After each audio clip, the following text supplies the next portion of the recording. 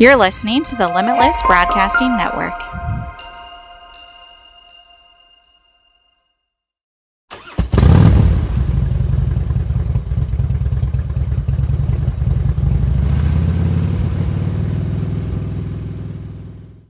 What's your favorite scary movie? What's the Boogeyman? If you hang up on me again, I'll cut you like a fish, understand?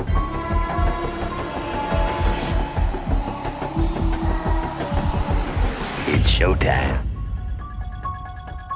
I want to start this episode off by asking, Sammy, can I ask you a question? Shoot. Do you know any virgins? That's one of our favorite lines from the movie. Yeah. Let me get prepared. I know. I didn't want to actually spit on my stuff, so I declined to do that portion of it. Yeah. Well, guys, you are listening to You Can't Kill the Boogeyman podcast.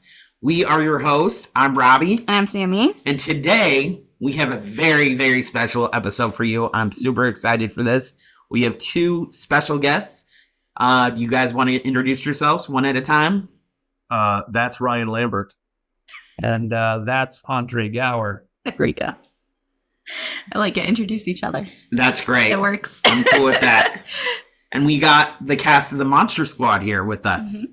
Part of the cast. Part of the cast, I should say. Mm-hmm. It's an ensemble. So, yeah. There is. It was a team effort, I guess, to save the world from the hordes of evil. But I have the mummy in the closet, though. But maybe we'll bring him out later. Okay, just let us know if he needs to make an appearance. Mummy came to your house? Finally. I took care of him once. I'll take care of him again. I know, right? I gotta just tell you, we were just watching the Monster Squad. Mm-hmm.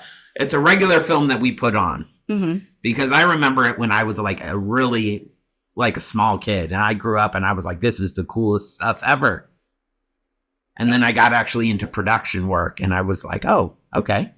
This is very you cool. saw it from a different perspective than you're Absolutely. Like, this was a whole other way to look at this. And yeah. There's a lot going on there on both sides. So yeah. Yeah, no kidding. And when we get into that part, because we kind of want to dissect both of your guys' careers. So I know the Monster Squad is a big part of it, but you guys have also done other projects that we want to get into. Mm-hmm. Sure. Yeah, fire away. So we will start with Ryan first. So, yeah, that's you. Yeah. You got it? Yeah. So you were actually very young when you got into the industry. You started in Ohio. No. Andre actually was very young. I didn't start until I was about 13. Yeah, 13. Yeah, you're from Ohio, though. I'm from Cleveland. I was born in Cleveland, Ohio. We moved to Los Angeles when I was 3. Okay. Mm-hmm. And so never to look back. Okay, so you have no memories of Ohio? I mean, maybe 2. Okay. You think what was your first memory? It's I was a little kid and I was sitting on the carpet. Who knows if you don't really know. Mm-hmm. I gotcha. Yeah. So we're actually from Indianapolis originally. I went to Ball State University. And so that's why I'm just okay, Ohio's cool. I shot there. I did a film in Indianapolis. Oh, which one? Shannon Doherty and Adam Carl, who was actually in the Monster Squad as well as one of the bullies. Right. And we shot at Ball State for a couple scenes there. So it was called Freeze Frame. Okay. It's beautiful. I mean, Oscar-worthy performances, cinematography. Just Gower by Jay Giles Band. It was fantastic. So I will tell you, I shot my first reality show there with Jack Osborne. Yeah. He probably doesn't remember this, but it was Armed and Famous. It had him, Wee Man, one of the Jackson sisters. I was a student there, so I got credit for it. Oh, I remember working with Jack Osborne. He probably doesn't even remember me, but he was the first celebrity. I was like, you were on the Osbournes. You're on TV. I know you. But it was very cool. I saw him at a con. We do a lot of cons for our production company. Mm-hmm. And I didn't actually get a chance to say, by the way, do you remember me? He was gone. Yeah. So he would have remembered. We'll go. Yeah. I'm sure. We'll listen. Yeah. Yeah. Mm-hmm. So, Andre, how did you get into the industry? Well, like Ryan said, I was a little bit younger. I was 5 when I started working pretty regularly. My sister is a few years older than I am, and she was actually, working, for years as well. She's about 6 years older, and I guess I was just around it. I guess I was just next. And since you're sort of immersed in it at that young age, and then you have someone that's actually placing you in those situations and environments to, see if it kind of happens or works. And, I always say, I guess I was just next to it. I was next in line, and I took to it like, I guess, a duck in water, and just, started at a very, very young age. So, yeah, Ryan was young at 13. Yeah. That was ridiculous at 5. Yeah, it's a bit. I can imagine. Well, I thought 13 was young. I knew you were. Oh no, that's old. That's old by the in Hollywood Yeah, standards. in Yes, Hollywood. yeah. 13's old. Well, Ryan, you were in Kids Incorporated. How was that? Fantastic. Like the ensemble cast you guys had. It blows my mind. Like Fergie was on there before she was actually Fergie. Still Stacy. Stacy. Yeah. Never once called her. Yeah, she still stays. Yeah, she still I can imagine. Yeah. That's Sorella. It's strange because I didn't really even know what the business was. Okay. I literally went to see E.T. on opening day at the Cinerama Dome in Hollywood. And I came out of the theater with my mother, and she said, "What did you think?" And I said, "That's what I want to do." And she's like, what do you mean that's what you want to do? You want to see the movie again? And I said, no. I knew that Henry Thomas was acting. I don't know how to do that, but I just felt it. Like, I'm like, that, I want to be that kid. And so, it was kind of like on my mind. And then this audition came up, and I went and I auditioned for Kids Incorporated, and I got it. That's really cool. That's awesome. Did not have any idea what the business was or meant or how it worked or anything. And then, you get an agent and a manager, and then it just kind of took off from there. Hopefully in the second season, though. Of Kids Incorporated? Yeah, like I've heard most people are like, oh, you get a publicist and an agent. You get an agent first, but a manager in the second season, so you can afford them. Right. So if the show is a hit, it's a hit. Yeah. Makes sense. Yeah. It was, I came in the second season. Right. So it was already kind of a known show. Right. And then once I got there, it was kind of taking off already. Right. So, basically, I think someone just needed me to have an agent, like in the production side of Kids Incorporated. Like, we need you to have an agent, so we can negotiate things and stuff like that. So I went with this agency, and then of course, because you're one of their clients, they start sending you out on other things. Right. So in our hiatus time of Kids Incorporated, I would go on these auditions, and I'd get things here and there. And I met a lot of casting directors, and eventually, like, some casting directors would just say, "Hey, can you come down and do like one day on Webster?" Or like, can you do a week on Silver Spoons? And I didn't have to audition. Monster Squad was a different story. That was a big, huge production, so I had to go in and do the whole thing there. But it was interesting the way I got into it. I thought I was going to be a musician. I thought I am a musician, Right. but I thought that that's where I was going, and I thought that's why I auditioned for Kids Incorporated, because it was music. Right. Right. Like, oh, well, here's your script. And I was like, what? What is stuff? I don't want to say stuff. But it just worked out. And now I'm one of the greatest actors of our Absolutely. Oh, of course. Absolutely. Yes. Oscars all around. They're on their way. They're coming. They're coming. Yes, exactly. So how did Monster Squad fall into place for you guys? Who wants to jump in first? Well, like, Ryan. I'll just finish my thing about whatever. Mm-hmm. It was just a regular audition, but I read the sides, and it said, Rudy Halloran, so-and-so, blah, blah, blah, blah, blah, leather jacket, he smokes, he maybe killed his dad, I can't remember the exact thing. And so I said, okay, I went in and I had like kind of like a leathery thing, and I had the Ray-Bans, and my hair was already spiked up and weird. And I walked in and I sat down, and it was Penny Perry, the casting director, and Fred and Shane. And Shane had a pack of Marlboros in his pocket. You're right. And I said, oh, can I bum one of those? And they looked at each other like, ooh, I don't know if that's a good idea to give a child a cigarette. And they said, well, I guess we wrote it into the script. So bam, click. And we did the very first scene that Rudy shows up in. And I walked out, and, it's just like any other audition, you kind of just throw it away. You just like, if I get it, I get it. If I don't, I don't. Don't think about it or whatever. And then it was my first week of going to high school. It was ninth grade. And I was bored to tears in like a science class. And I got a note from some other student that came. I need Ryan Lambert to come to the principal's office. You're in trouble now. You're in trouble now. 1 week in, what did I do? I'm 1 week in, what the fuck did I do? So I went, and my mom was staying there, and she goes, hi, Rudy. And I said, what? I got that thing? And she was like, yeah. She goes, I am taking you out of school right now, and we got to go to wardrobe in Hollywood. I was like, Okay. oh. And that was pretty much it right there. Wow. That's awesome. And then I met that nerd. See how it goes nice and easy for Ryan Lambert, because he just shows up and gets stuff. Gets the part. Yeah, it just Shows up on it's his just first super thing and easy. gets Kids Inc. and shows up and becomes Rudy.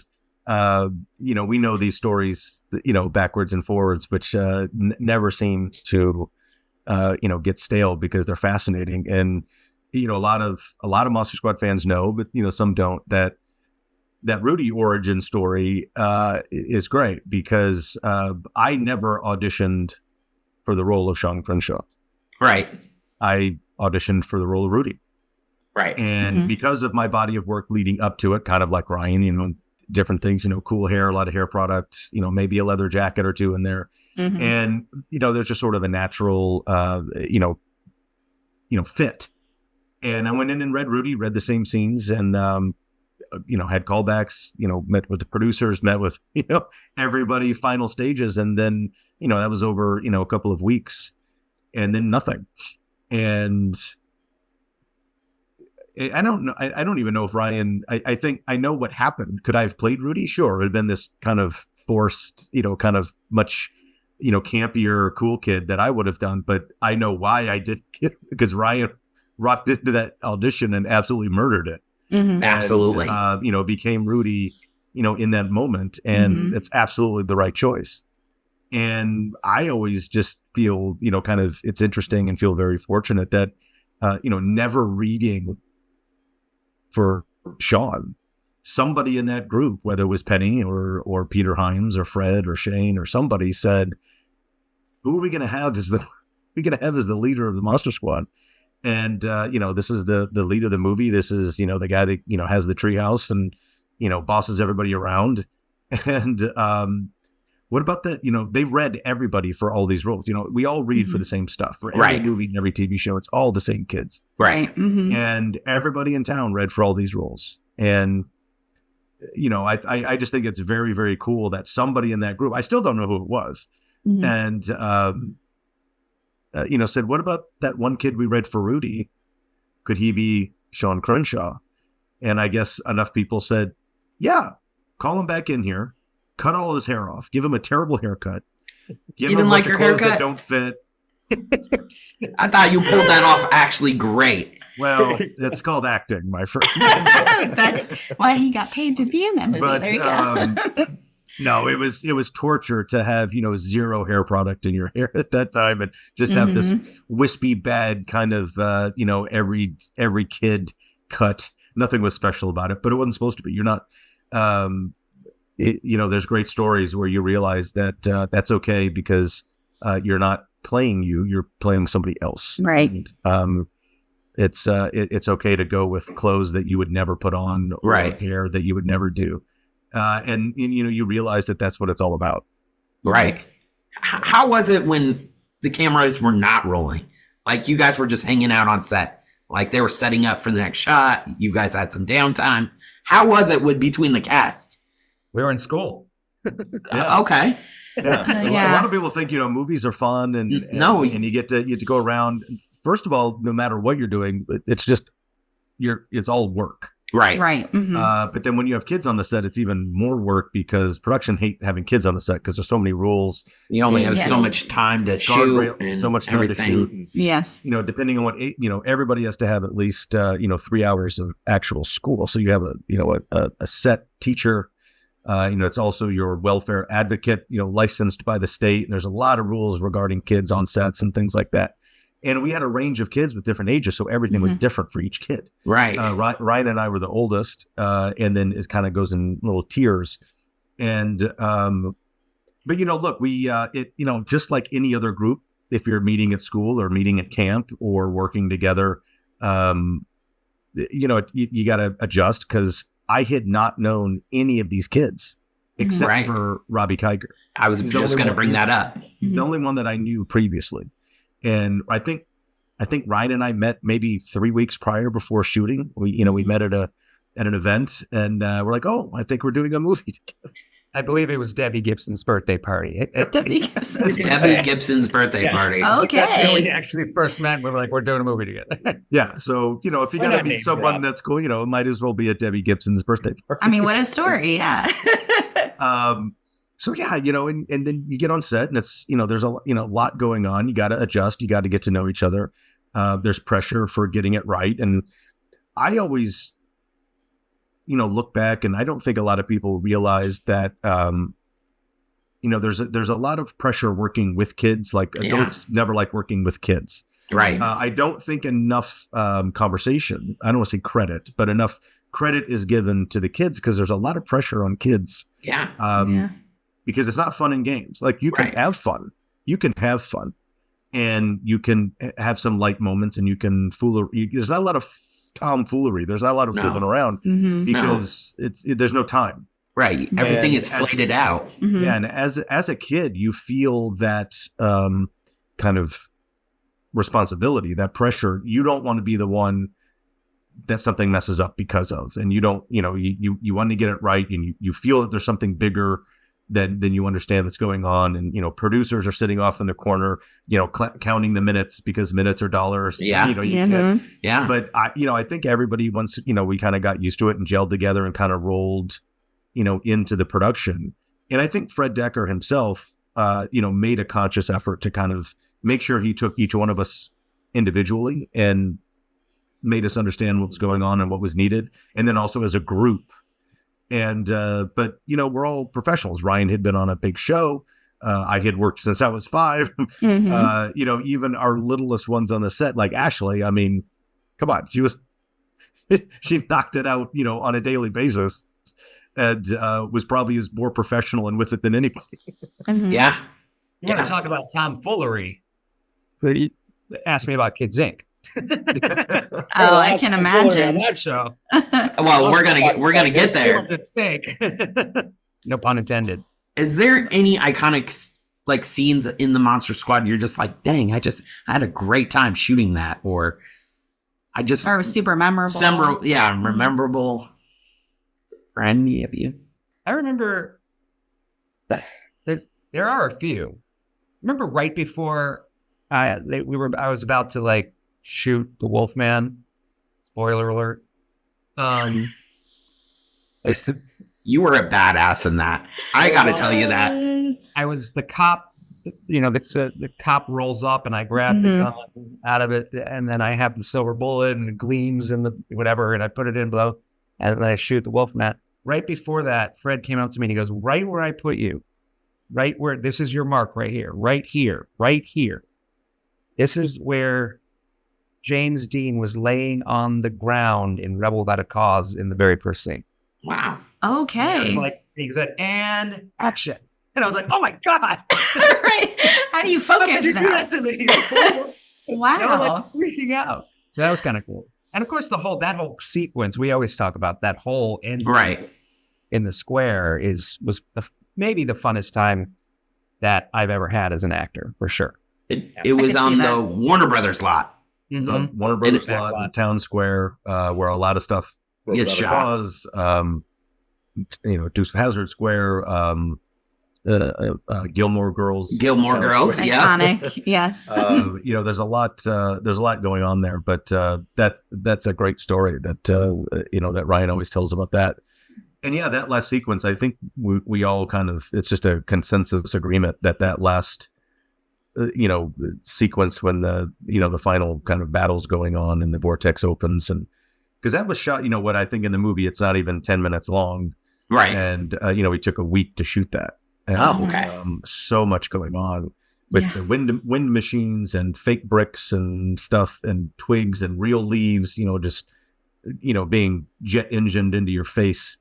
And, we get to kill monsters and things are blowing up and wolfmen are exploding in midair and cops are getting their necks broken. And, it's, you're like, did Dracula just kill that guy next to the growing pains house? You're like, yes, he did. He sure did. Yes, Yeah. he did. So it's, it's fun stuff like that, you get to make fun of years later. But personally, I think there's a great the scene where Sean and Del are on the roof. Is a neat scene the way it turned out, because who wouldn't want to drive in? I was gonna bring that up. Every time we watch this movie, I have to think- hear a soliloquy about how he wishes. When he I was a could've kid, had that I was house. like, dude, this is so cool. I wish I had to drive it in right there so I could just hang up on the roof and watch movies all day. Right. Well, spoiler alert, or Dream Killer, that wasn't real. So, Really? man. But what was cool, a lot of people was like, that roof, we built the roof on a stage, and Right. you're just looking off into the Green forest. screen or something like that. This is pre-green screen technology. I mean, Really? well, not really, but that actual visual effect was the old school matte painting. Oh. So Wow. it's not even in camera; it's actually inserted later. So it is visual effects, but they have one of the old visual effects profession was matte paint, and You're breaking up. Uh-oh. they Up. It froze. drew probably the last era of the matte. Oh, I am. I'm So sorry. The last era of the matte painters. Yeah, they Can did you that can you kind of repeat what you said? We kind of Yeah, where did I Froze cut a little out? bit. in camera. That's the Yeah, last thing so- I heard. Got it. So I think this is sort of the last era of that original skill and visual effects process of matte painting. Yeah. And so that the drive-in theater with the parking lot in the woods, that's all painted by hand on this large scale canvas. That's really cool. And, Insane. and then the moving picture image of the drive-ins inserted in there after, but then so they put that in camera Mhm. and then they insert that in the process of layering that onto the actual master Right. film, and then you have that. So that's just old school visual effects. Wow. Nowadays it would be green screen and they just put it Yes. in there, or they'd insert it in an After Effects or something. Right. But it was that was kind of cool and kind of epic.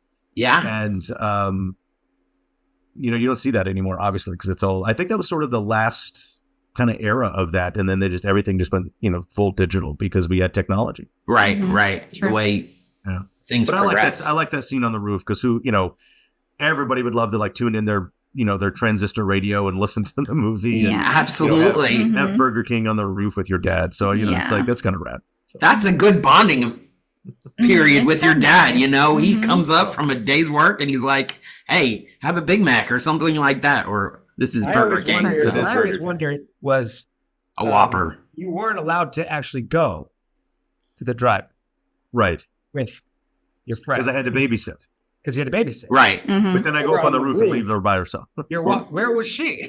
Exactly. I was wondering that too. Still by yourself. I mean, Yeah, I mean, she's down obviously she went to sleep or something, but what if she woke up in a night terror or slept walk and walked outside right. at Dracula early? Exactly. it could have happened. The Yeah. whole world could have ended, and it's because of me wanting And to the see credits it. would have rolled and we could all go home. Freaks to Sean, man. But I'm also not sure that it's clear that that's the movie that we were referencing. I think it just was. some random. It totally is. Mhm. It's just Right. that we could poke holes in that. And then, Fred always, he used to give me a little bit of grief about it. He goes, you ad-libbed a line there that kind of messed up because you didn't know what was going on. That was Groundhog Day Part 12. And I kind of do a throwaway line. I go, this is the best part. Like I've seen this movie 100 times. Right. But this is the movie that I wasn't lucky. I haven't seen. Right. That's true. But then who knows? Maybe, hey, the guys were going to see Groundhog Day Part 12 for the 5th time. Right. That's true. Right. Mhm. Because you say they'll blab the whole plot. That's right. Exactly. Mhm. How do you think the Monster Squad, in the club, actually originated? Or did you guys just get together and you're like, oh, let's talk about monsters? I always wondered that. Well, we know how we meet Rudy, so Right. that's a great entrance. So I think if you were kind of just reverse engineer for kind of origin stories, I think it's Sean and Patrick were just friends since kindergarten, Right. Mhm. and liked drawing, and they read comic books, and then Horace was probably the new kid in school at one time. And I don't know why Eugene's with us, I guess his older brother dropped him off, and then the older brother left the club, but left the brother. And, Yeah. Okay. But I think we just kind of I think what it is comes in and just, I don't want to say, the treehouse is the meeting place of strays. Or but misfits. I was going to it's say all- misfits. It's all the misfits. It's just Yeah. kids that find each other, whether they meet each other at school, whether they meet each other at the comic book store, or the video store, or the library, or just, at the lunch tables at school. Right. Because, we all did that. You find your group of, like-minded and things you're interested in. Right. And that's your club. That's your squad. Right. Crew. That's your crew. I always wondered why the treehouse was so damn high up in that tree. Who built that thing? Yeah. Was it already there when the Crenshaws moved in, or did Dale actually go up there and how did it? And it's pretty intricate too. It has 2 levels. Yeah. Oh, it's super fancy. Yeah. Great. Oh, it was a split level mid-century treehouse. I Absolutely. know. Absolutely. Everybody has one of those, right? Just in their backyard, just hanging out. In a swamp. In a swamp. No less, yes. In a swamp. Yeah. The part where Frankenstein is hits you in the back, Mhm. that is a great part of the movie. She's now your sister's now can I be in the monster club? Right. Mhm. Well, it's a fun gag Right. for the joke, but just previous to that, when she meets him, Yeah. that's that classic, Frankenstein little girl by the waterside. That it's just a complete homage to the original. Right. Love that. Absolutely. Mhm. It's a great shot. It's a Yeah. great shot when he steps up, and I don't know if you notice it, but I marvel at the shot because you can't plan it. First of all, it's framed out great, and it looks. I actually think it's framed out in old school, old framing on purpose. Right. Mhm. Right. Even if it's a widescreen movie. But Ashley's hair, when she turns slow, her ponytail catches, and then when it her ponytail falls, and it's almost like an eye reaction, Mhm. and then she just looks up, and then you have the grin. But then later on, when the kids come, and it's just sort of a campy and we're all scattering. Mhm. It's just fun, and that's campy. Mhm. But that was actually out on the location, and Noonan hits me in the back and knocks me down. So I guess that's just one of the Yeah. stunts I got to do. I There guess. you You got to do your own stunts. Mhm. Yes. The one where you're hanging from the thing, and either you're getting sucked into the vortex. I'd call that a stunt. Yeah, that's me another too. one, yeah. Which was cut from the movie. When Dracula at the end of it is trying to take you with him Mhm. into the portal, And they're sliding on the ground. we're just at this point in time, Dracula, you're pretty much done. I mean, bro. What is going on? Read the room, okay? I mean, come on. Yeah, that was actually a I don't know if it was because of timing or other issues, but when we were on the we shot the actual staking part at Warner Brothers, but then the close up where you see Duncan and we're actually riding, that was done on the lot because we did it a couple days later. Okay. We didn't get that shot because of timing or something, and Mhm. Okay. I'm not quite sure, but yeah, I mean, that was hard. I mean, that was a stunt too, because Duncan's laying in this sort of plastic body mold thing that's hooked up to a wire. Mm-hmm. Okay. And then I'm laying on top of him, and then like 3 guys are just yanking us down the street by the wire. Right. And that everything's flying around, and the far shot where we're actually sliding that's actually pretty cool looking. Yeah. It is, yes. Yeah. Yeah. Mhm. And then, like Ryan said, when they grab me, because I'm about to go in the vortex, and they grab me, they make like a human chain, and Get you. there is a shot that I luckily got to pull out of never before seen footage for the documentary of me in the stunt rig flying in, like when they're holding me and I'm actually flying, because that was another, like Ryan said, that was another stunt that I got to do that we never saw. So yeah, That's really that was cool. kind of cool. I don't know why we cut that. It could have been just a quick, just leave it in there for a second. It would have been great.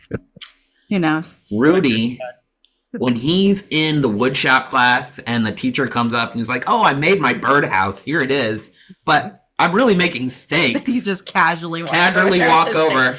That's so funny.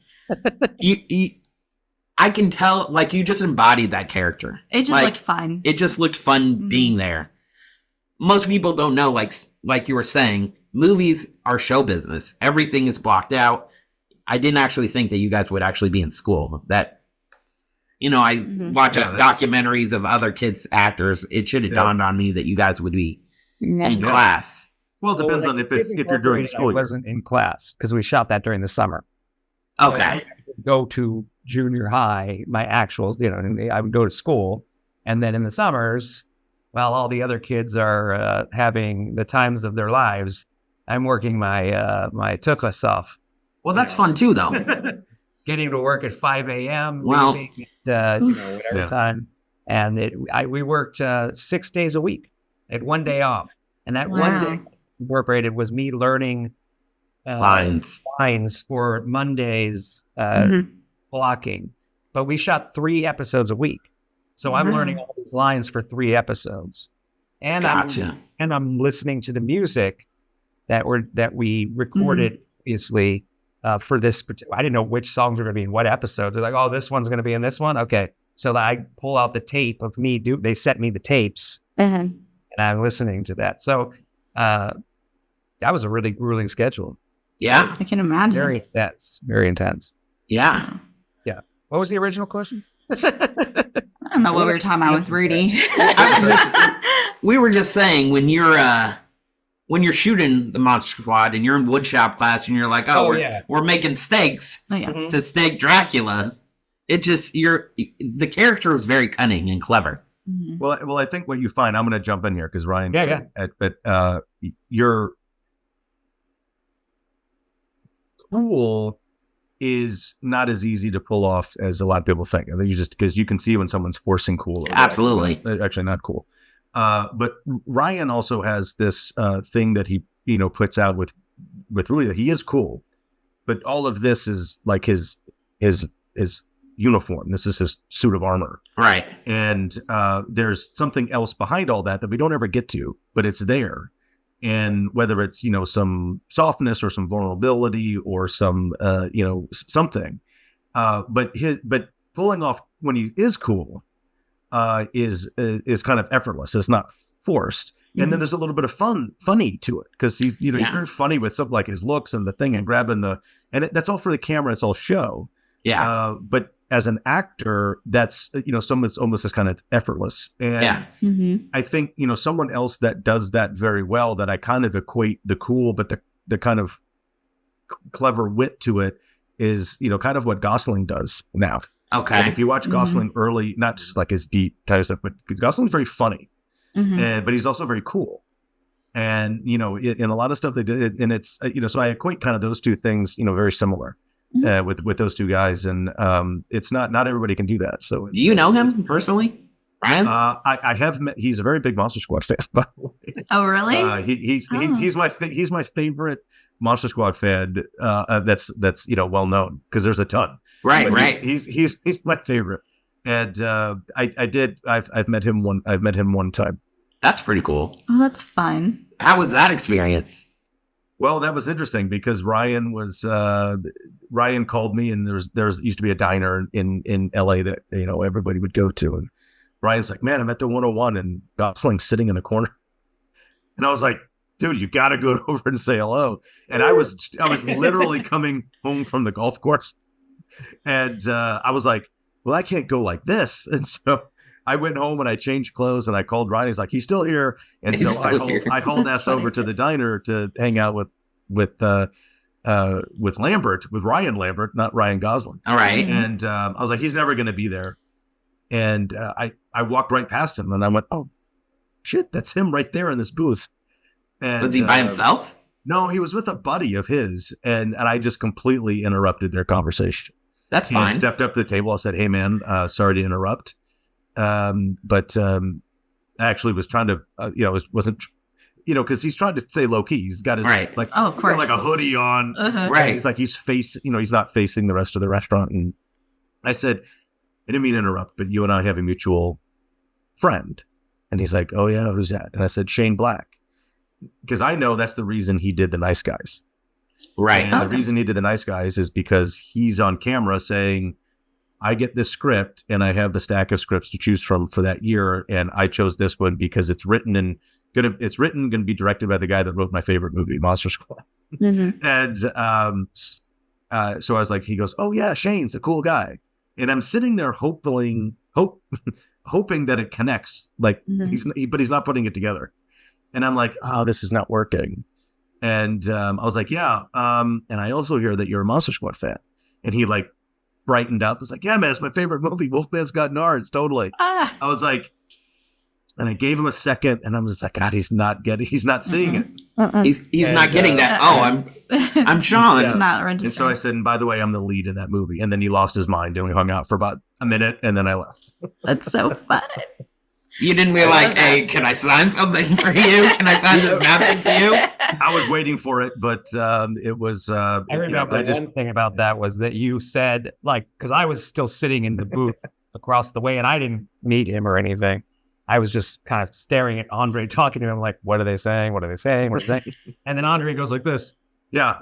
Points back. Because I said, Ryan Lambert's sitting right over there. Rudy's over there. And this thing goes like this. He goes, and he kind of looks back. He's like, can't look at him. I can't look at him. I'm like, Oh my goodness. it's insanity. Yeah. Wow. What a story. That is great. In a different world, he and his buddy would have got up and had like, a milkshake and fries and a beer with us or something. But Right. Yeah. they were actually just kind of, and the guy his buddy, I don't think, had any idea what was going on. Ugh. And he was like, who is this guy? Like, get out of our table. Like, you need to leave. And like, Ryan Gosling's like, getting excited and going, holy shit. Yeah. And his buddy's like, what are you talking about? Who are you? Oh, What are you? so funny. Don't be a stalker. Get away. That was a fun night. That was fun. Oh, wow. I can imagine. So, Monster Squad wasn't a big commercial success.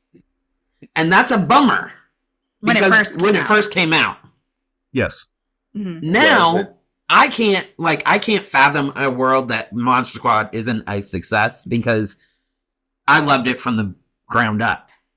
What are your guys' thoughts on that? Why do you think that Where was? did you first see Monster Squad? I was young. Did you see it in the theater? Did you No, see it on VHS? I was or on. HBO? It was probably at VHS. Like, I'm one of 7 kids, Right. and so when I saw it, they were just like, "Here, stand in front of Watch the TV this and show. watch this." Watch this movie. But that was like one of my very early memories of watching Monster Squad, and I was like, "Ooh, this is super cool." And that's, I always ask personally, where people, that I don't know, wish I where they would have saw their it first in the day. theater. But it wasn't out long, so you missed it. But You know what I would different love? I would love a theater to rent a copy from the studio and re-release it. And I wish Well, you I guys don't would know. all Well- come out. Well, we've done, we do screenings all the time. It's not a re-release. You just have to get are you still in Indianapolis now, or are you elsewhere? No, now? we're down in Orlando. So we are in Orlando. Okay, yeah. Mhm. So Well, I mean, Orlando's great too. We have a lot of fans there. One of my best friends lives in Winter Park area, Castle area. so we live in Winter Garden, actually. Yeah, Oh yeah, so, my yeah. we'll get back to Monster Squad in a minute, but my one of my best friends and teammates from college. I played basketball in college. And, Yeah. he's a big coaching. The whole family down there is a big high school coaching, kind of force, and he's the coach at Haggerty High in Ferry and Inner Park and Lake Howell and all that stuff. So it's I know that world. I know that world down there. So are you in Florida a lot? Not if I can help it. Yeah. No, I just don't get down there a lot. I mean, I'm there probably once or twice every couple of years for different things. And we do, I mean, appearances are great. You know, we've done Spooky Empire and then we actually... You guys did Spooky Empire? We did Spooky Empire finally in 2017, 2016 when we were... How did you miss that? How did I miss that? Well, I was hit by a car that year, so that's why I missed that. Oh, that might have been. I guess it's an excuse. How did I miss that? Why? You get the hall pass for that. Yeah, I guess. Whatever. So, so and that was actually one of the first places we took cameras and shot some of the documentary. So we're going to get into Wolfman Has Nards, but I got to tell you, we are an independent media company. I went to Ball State University. I have a degree in telecommunications. I've worked in reality television. I've done shows like Rock of Love, Love of Ray J, I Love Money, I Love Money Too. I lived right off of Sunset. I could literally walk to the building or my office building where I was editing. Yeah. But I was always there. And then I just graduated. Then the economy tanked. It was like 2008, 2009. And then the writer's strike happened. That first one, yeah. First one. And then I was the last one hired on. First one to get let go. And I went to every major studio, Warner Brothers, DreamWorks, Pixar, trying to get an editing job because that's what I was good at. Because back in those days, you had Avid and Adobe. I don't think Final Cut was there yet, but it was slowly trickling in. And then I had to get recertified into Final Cut Pro because that kind of took over Avid. Yep. So that was a big transition time, but. Yeah, I mean, lots happened since then, you know, all over the place. But I think we got off and we were answering something. I jumped in on something. I can't. I see. Usually we could send questions, exactly. But I think it's more organic to have just a conversation with you guys. Well, especially with us, because you never know where it's going to go. I was worried.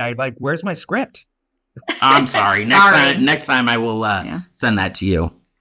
That's right. So how did the concept of Wolfman Got Nards come about? Like, how did you guys, and it's recent too. It's in 2018 where you guys released that. Yeah.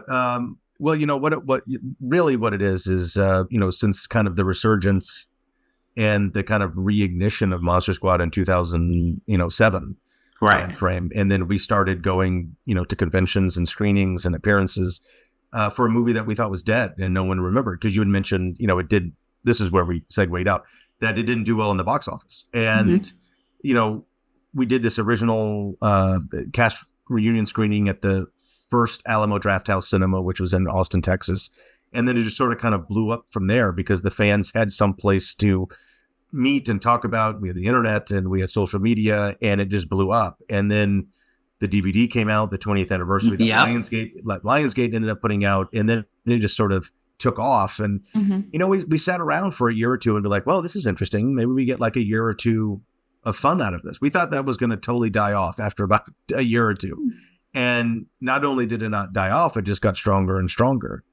And as Ryan and I and Ashley and, you know, we were going around doing these appearances and conventions, we kept hearing these stories from these fans of what this movie meant to them and how it impacted them, how it changed their life, how it stuck with them, and what it meant to them to be a part of this thing, and what and how they connected to it.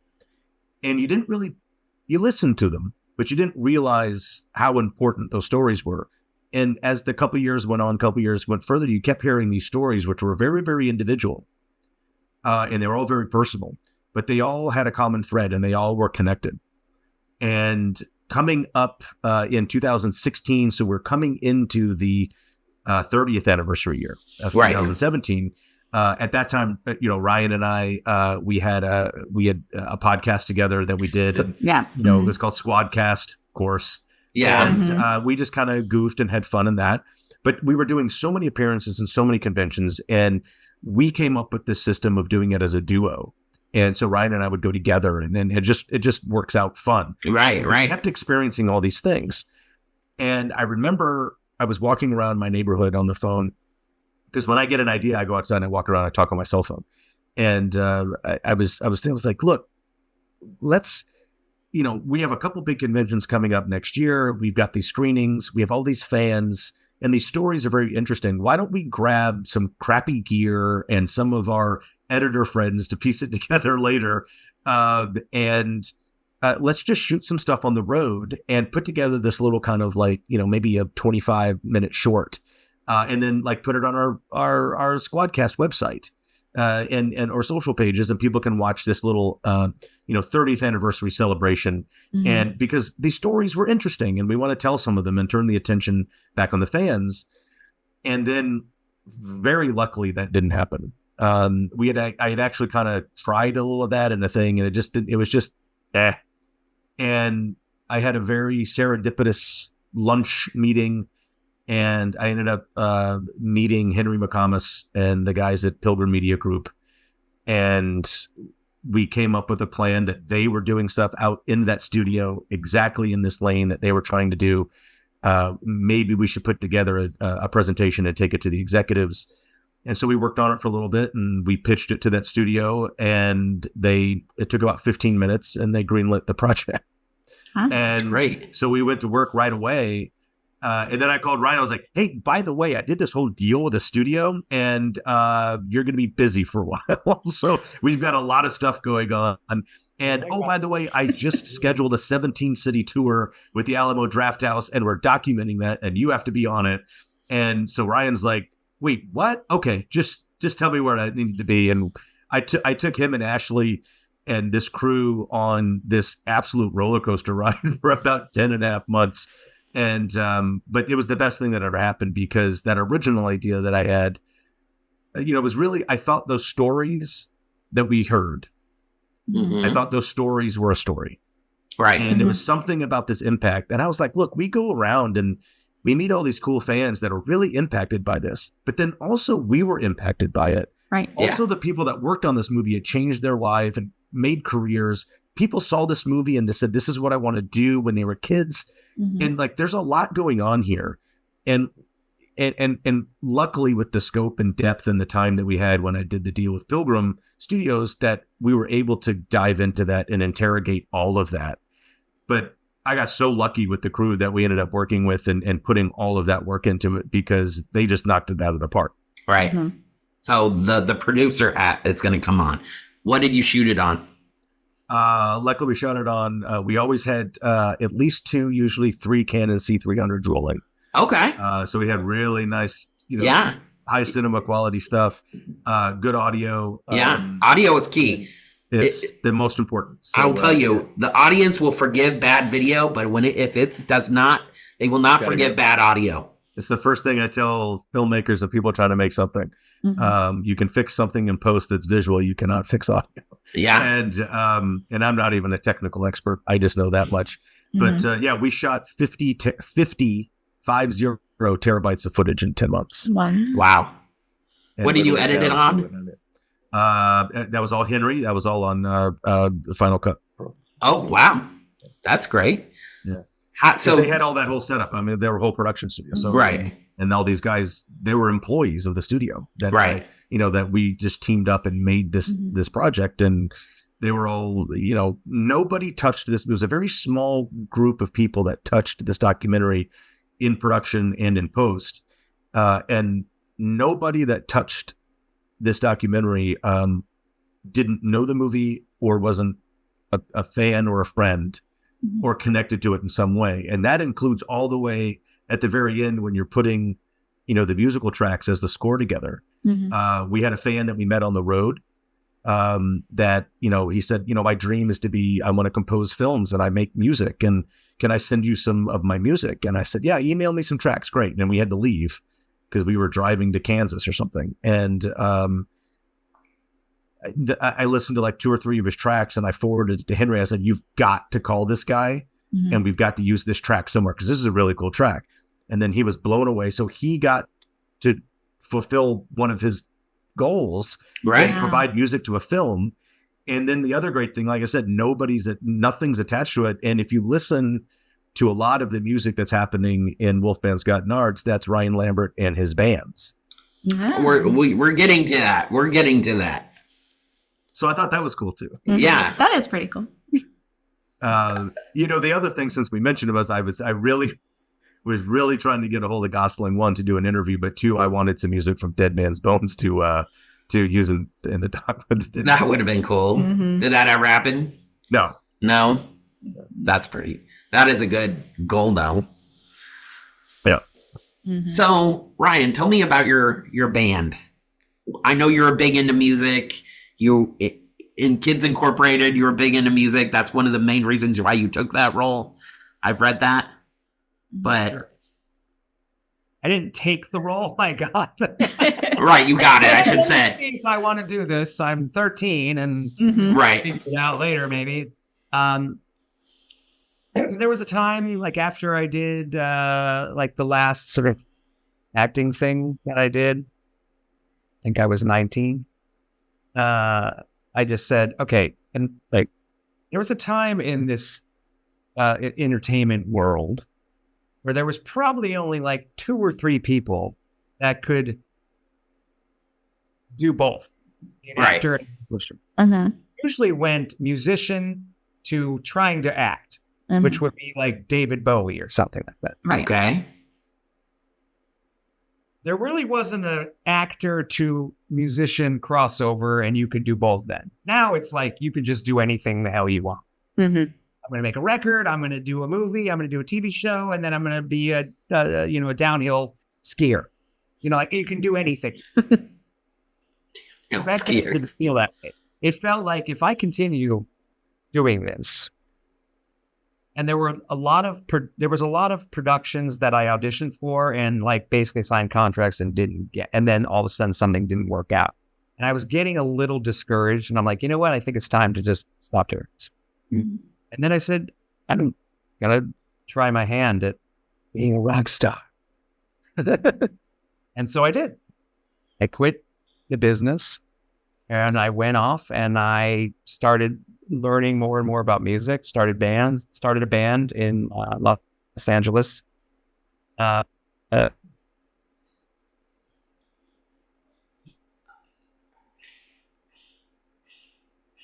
It did pretty well, actually. I'm sorry. It froze. I apologize. Can you say that one more time? We got play with some cool band places. It was a total dump, which was awesome. Mm-hmm. And it just kind of snowballed into us eventually getting signed to a label that was in New York City. Gotcha. It was run by a huge DJ. His name is Junior Vasquez. And he did a lot of remixes for like Madonna and whatever. And he owned the label, but the people that ran it were like old school music people. Like Okay. the guy that ran it was like the road manager for the Village People. Okay. You know what I mean? It was Okay. like- we went to New York. We recorded in Times Square in the basement of what was Studio 54, That's really cool. Oh. called Soundworks Studios. And the producer was a man, a brilliant musician, like beyond genius, named Carlos Alomar. He was David Bowie's guitar player, Wow. and wrote a lot of those hits and a lot of the stuff on his record. We were kids. I was like 24, 25, I think, when that happened. And we're in New York City. We're making a record, and it was just so overwhelming. It was incredible. We made the full record. It never came out. Junior Vasquez decided to dump the label, so they never put it out. That happens a lot, though. Oh yeah, that band sort of dissipated, and that was the end of that band. Not because of that. There was other things when we went back to LA. But then I moved to San Francisco, and I lived there for 15 years. And my band there, I had 2 there. One of them got pretty big. Mostly local Bay Area and maybe West Coast. We did tour the East Coast, Okay. And all through we went to like South by Southwest, and Really? That's cool. that whole, we came up all the way to where I am now, like in the middle of nowhere, Pacific Northwest. And that went really great. And then we got signed, that band got signed again to a label in San Francisco, Talking House Records. They were great. They had a ton of money, but they just didn't know what to do. It was new. And they put it out, and they wouldn't listen to me. I'm like, I know how to promote this. I know what the posters look like. I know what the album cover is. I know the whole thing. I got the whole thing in my head. Didn't work. They put it out, but it didn't do anything. Mm-hmm. So that was the last record we made with that band. I made 6 records with that band before that record, but that was all independent. Okay. Then I started another band, and I said this one's gonna be mine. Uh-huh. I'm gonna start my own thing, and I'm going to pick individuals that I think would do what I want them to do. I'm gonna be like a band leader. But we're still gonna be a band. Right. I'm gonna put together. I'm not gonna write all the things. You're going to be a casting director for your band. Actually, what I want, because what I wanted was I wanted to be like basically like a punk rock Wings, right? Okay. Mm-hmm. I wanted a 4-piece horn section, and then just 3 guitars and a bass and drums. Okay. Okay. We're basically an alternative band, but we're not going to do that like droney shoegazer bullshit that a lot of San Francisco bands were doing at the time. Mm-hmm. I said, we're going to come out there and go, we're going to come out with like horns, and like it's going to be like not a party, kind of sad, but it's like we're going to do something a little crazy. And that we made 2 records. The first one was called Hold Me Motherfucker. Okay. Okay. Am I allowed to curse on this? Absolutely. Yes. Okay. Good. The second one is, but not released yet. The second one is called No Seriously, Hold Me Motherfucker. Okay. Well, to the first one. So that's now that band is done because I moved out of San Francisco back to LA. Now I'm up here in the PNW, and so I'm writing and things like that, but nothing is. I'm sort of concentrating on some other things at this point. But there's a lot of music out there. I mean, there's I'd say 15 records maybe. Wow. Really weird. During COVID, you taught yourself how to play the Irish horn? No, it was like the what was they call it? The tin flute or something? Yeah. I had to Google it because I was like, what the fuck is that? There it is. Aha, he's got it. Give us an exclusive. You're on mute. We can't hear it. You're on mute. You muted yourself. Probably just too loud. Oh. The pitch is high. I gotcha. It's called the Irish tin whistle. Gotcha. It's one of in D. What made you want to pick that up? So I was in Ireland. Okay. I was in Galway, Ireland, and I was standing outside of a pub having a cigarette. Since quit. Let's look anymore. I went outside to have a cigarette. Damn you, Monster Squad! Surprisingly, Right? you can't. I know, right? It's all their fault. Surprisingly, you can't smoke in pubs in Ireland. Yeah, whatever. You'd think like they'd be like. Mm-hmm. But I was standing outside, and this man was standing there. He wasn't busking or anything. He was just kind of standing there, and he had like a blazer on. And he was kind of standing there, and then he just kind of went like this. And he started playing. And I was like, whoa, he's not asking for money or anything. He's just kind of doing it just because that's like a thing that he does, like a habit or something. Mm-hmm. It's like smoking, but he plays this. So I said, Okay. this is the greatest instrument of all time. You can put it in your back pocket. You want to play the cello? Holding them, you want to play the drums? Ew. Even guitars are heavy. Right? Like, I'm going to learn the Irish tin whistle so I could just go back to Ireland, because in Ireland, they don't play music in the pubs. They don't play music in the loudspeakers. Okay. sit around and chat. And then That's cool. One guy starts like playing a banjo or something. Uh-huh. And another guy goes, "Oh, okay. Oh, I got you." Bust out the whistle. And they just start playing, and everyone knows the song. It's great. You're like, what the? Like, that's what I want to do. So I'm going to become a professional tin whistler. Okay. And you play the harmonica as well. I play.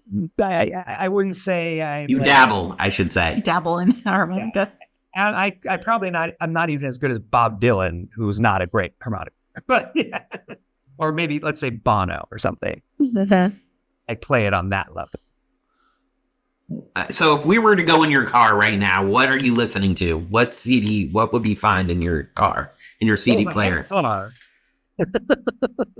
Right. I do not have a car. Oh, you do not. So Don't have a pretend. car. So you pretend So it's a if you pretend had. car with a pretend CD player. What kind of music would we? What artists would we hear in your car? In your pretend car? Those are hard questions. Ugh. I don't like to say like eclectic or something, but like it literally is like I'll listen to, the Pavarotti, and then the Sex Pistols. Okay, Mm-hmm. so there's something I know. Okay, You recognize one of those. I know that one. I like Britney, and I mean it's pretty much anything that I think is a good. Britney Spears. Sure. Okay. Do you listen to the pop music of all time? Do you listen to the Black Eyed Peas? I've heard it. There you go. You hit one. Doesn't. I mean, Doesn't listen to- Stacey, don't listen to this. I wanted to bring this Awkward. up to you because you know Tracy Fergie, you know her, Stacey. Stacey. Mhm. In the Fergalicious video, she mentions, "Oh, they call you Stacey." I never got that was her real name. I was just like, "Oh, it's just something incorporated. she put in there to it went with the record." And she says, "They call me Stacey." She means me.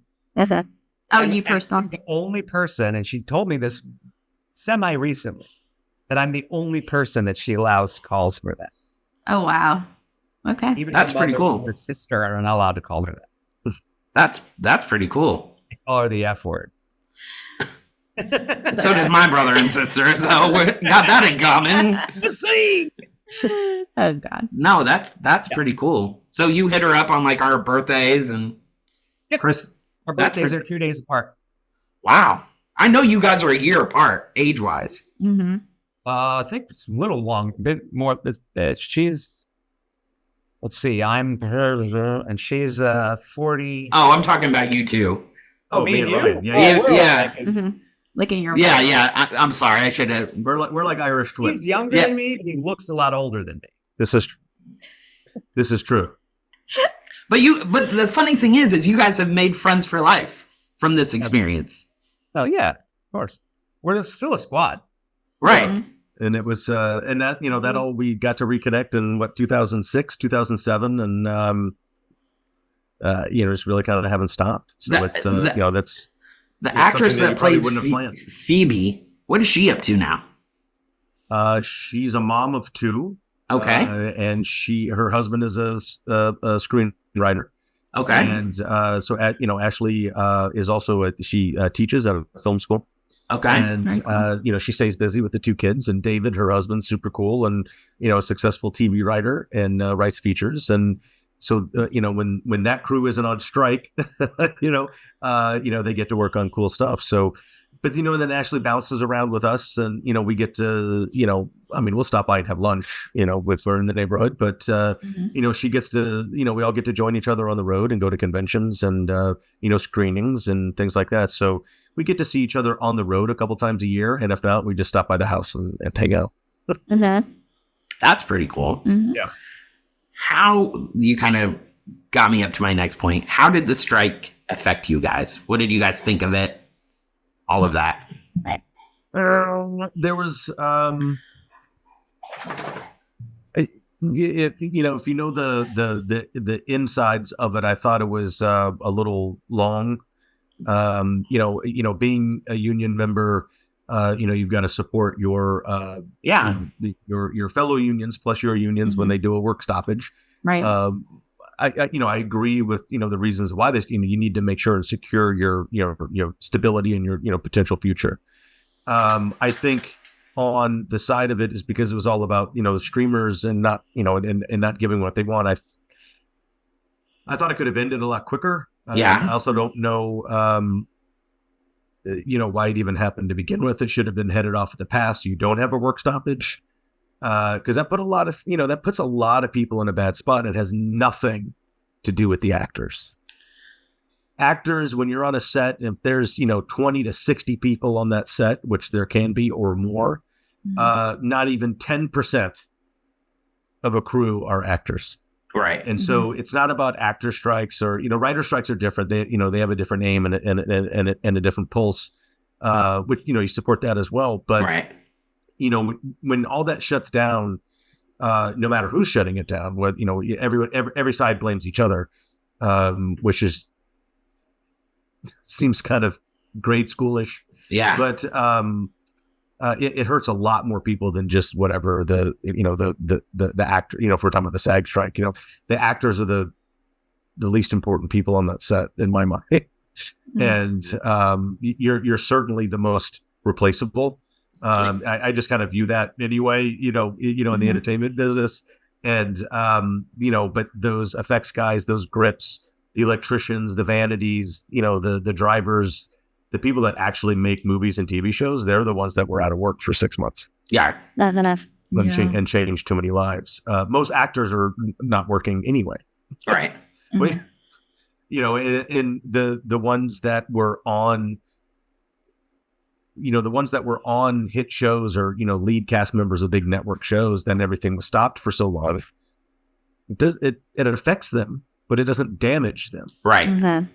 It's those journeyman actors that need to piece together those roles or maybe, get recurring roles or lead roles. But it's all those people that's their day-to-day job. Right. The working actor. And the working driver, the working master, the working vanity, and the working, and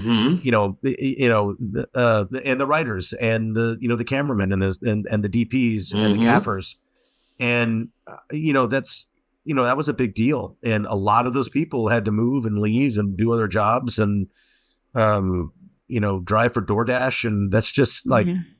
Crazy. It was avoidable. It was avoidable. And then you just get this sort of pissing contest between, executives and things like that. And the problem, I think, in a nutshell with this last one, the legacy studios, whose product is to make film and television shows, right, had no problems with the demands from the guilds from the beginning. They were like, yeah, we understand that. We can make that work because we understand our job is to make film and TV. The streamers, their product is not film and television shows. Their products are their product that they sell are subscriptions and or paper towels, and yes, if you're talking about Amazon, yes. And I think that got in the way because they don't. And I think the producer, they should have been bifurcated in different negotiations, and then everybody else would have got back to work a lot quicker. But I'm not a union. Negotiator. I'm not a, political guy. Country Gower for SAG president. Ran out of there. I know some secrets that a lot don't, and I called a bunch of bullshit during the strikes, but I'm not going to mention. I will tell you. So Amazon Films, they don't really turn a profit. Do you know why they don't? It's a loss leader. It's like because that's not their main business. They sell paper towels. Like they sell. That's right. And they take so much from Amazon sellers to cover the loss from the studio. Right. That's all wrapped up. It's a loss. One, you get to write it off. Right. Exactly. Billions of dollars a year. So it's a tax write-off, I'm sure. But then also they make it up because it's just the doorway into. It's like, oh, we'll watch the show, but we'll also. I always say paper towels because right. No, I agree with you. Yeah. And it's like, hey, buy these paper towels. It's just what it is. Netflix sells subscriptions. They don't sell TVs and movie shows. They sell subscriptions. Right. But now that everybody, even the legacy studios, have their own streamers, they understood that too. But Apple's in there as well. Apple doesn't make TV and phone shows. They make phones. Yes. So computers. And then they make a thing. If you have, half the world has iPhones. The other half right. Android. But if you buy something on Amazon, or through Adidas.com, and you have an iPhone, Apple gets a piece of that transaction. Absolutely. And a lot of people don't know that. Right. And, it even trickles down to something that, Ryan and I, see on a daily basis, and, which I think is a cool technology app called Cameo, where people can, buy a personalized video to a fan or something, or say happy birthday to your grandma. And, let's just say your cost is $30 to get a Cameo. If they order that from an Android, the celebrity will get $22.50. Because of the processing. Cameo takes their percent. Right. It's just like Lyft or Uber. It's just a 10 app. So Cameo, that's their business. They take 20%, whatever it is. If you order it off of an iPhone, that celebrity gets $18.50 because Apple takes that other $4. Ooh. And just because it depends on where you're ordering it from. So it filters down. Apple doesn't sell movies and TV shows. They have it so you go and use their stuff and watch and be a part of it. Right. But their product is not film and television also. I agree. Yeah. Disney is kind of.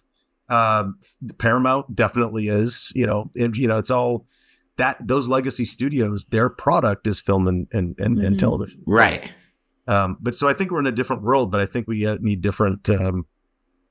I kind of think I know why they didn't bifurcate and have separate things, because I think we all know, and it could be less than 5 years, maybe 6 years, that all those brands will own everything anyway. Right. So it doesn't really matter what we do today. And I think the AI thing was just sort of like a kind of it was the boogeyman of the thing, because you can't. That's here. It's all over anyway. It really is. That was my next question. Are you guys afraid of AI? So, I can't wait for the machines to take over. Yeah. I'm not afraid of AI. I want the singularity to happen tomorrow. I don't want to wait 10 years for it. I want them to take over and fix all this BS. I agree. I mean, the visual effects you can achieve with AI are getting up there. But when you do animation studios use AI. They've already been using AI for a long while. Right. Oh, you're talking about in film and television. I was talking about just in everyday world. I mean, he just wants You're right. No. machines to take over. No, I understand. Yeah. But most people don't understand that in film and television, AI has been around forever. I mean, visual effects, animation, it's already here. And just what we had previously over the last decade, and then today, is you still needed someone to hit the buttons to tell tell the software what to do. That not so much tomorrow. Right. Not so much tomorrow. It's fascinating. It's mind-boggling. It's scary. It's been around for a while, but I think it's here. Yeah. So you just have to adjust. And the ones that adjust and will survive, and the ones that don't, they find something else to do, which is what we always do. How about you, Ryan? What are your thoughts? Well, I think one is I don't think that they can mess with my tube amps. No. Okay. And is there still going to be pizza? Oh, There might not. So. I mean, I hope so. I hope so. Then I don't want it. Then you're not into Yeah, it. No, that's I a got good you. point. Yeah. Like, is a person going to be making a pizza, or is a robot going to be making a pizza? Well, they have vending machines now where you can stick $1 in and a pizza pops out. Pizza pops out in 3 minutes or less. Yeah, that's not a That is Japan. That sounds disgusting. Well, if it was in Japan, it's probably cool. And Oh, that's true though. Yeah, Japan does all the cool stuff. Yeah. That's the only place any of this stuff works. Right. I think it's cool. I don't know. I'm not very privy to it, but like, it seems like it could get scary. And I think the most scary thing about what do they call it when you can make someone? It's hi, I'm Joe Biden, but it's not actually him. The deep, the deep fakes. Yeah. That's what I'm scared. And I'm scared about it in this coming, political atmosphere that we're diving deep into as we speak. I'm a little nervous about that by making oppositions think differently than what's actually happening with that party or that particular person or that particular thing.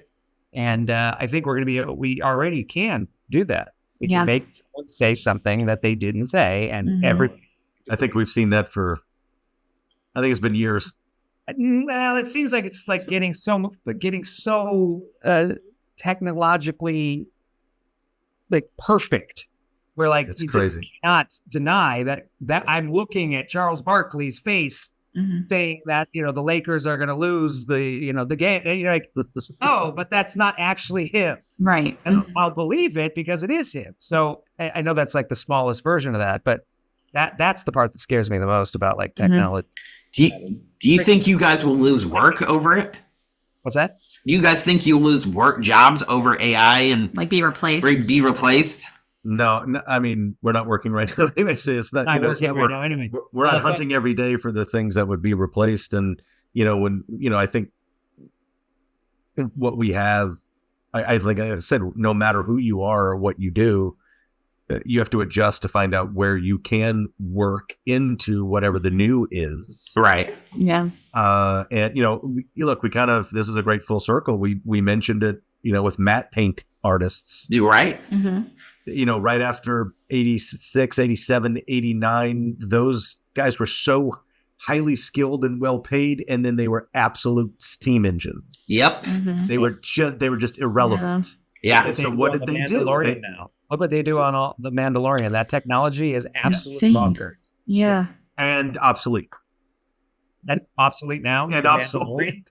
Well, with AI, with different stuff that is now. If you don't need that LED wall with the. I mean, you still have that. They'll still use it because you can use the live action. It's fascinating to have that LED, wall and everything. It just looks so much better. And then you can build that world. And so where technology and algorithm and artists can build that world behind that surrounds and just looks awesome. And it's fantastic. Absolutely. It's really cool. But like I said, it's the people that adjust, that learn that. Look, you had to, you went from Avid to Final Cut Pro. It was just, the people that adjust and learn the new thing, that's, where it goes. We no longer have people that, take wood and throw it into a train, boiler to make the steam, to burn the logs, to make, to heat the water, to make the steam, to make the engine go chug, chug, chug. Right. Now we have maglev trains and diesels. Yeah, we do. So it's those people, but what is everybody else? Everybody's worried about what they're going to do. Right. So who knows? I think we just have to wait and see. That's true. You guys just got done shooting a project together, a new movie together. Can you talk to me about that? Which it one? was a while ago. I'm sorry. The Demons Within? Yep. Demons Within. Yep, that's the one. Interestingly enough, this was a group of people that were in Northwest Ohio. Okay. And had contacted me about maybe, working on this movie. And they had some fits and starts making this movie for a year or two. And interestingly enough, this is a perfect example of something that Ryan and I had talked about trying to do years ago and wanting to do it, because as you go around to conventions, and if you have sort of the connection or the status, whatever, you want to define status that Ryan and I have, you get asked to be in a lot of people's movies. I'm sure you do. I can imagine. And most of the time you shouldn't do it.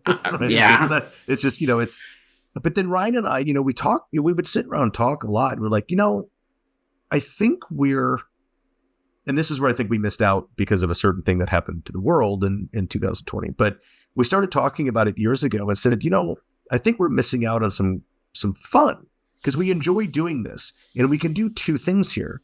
And let's reach out or be more receptive when it comes this way, and kind of vet, some of these people in these projects.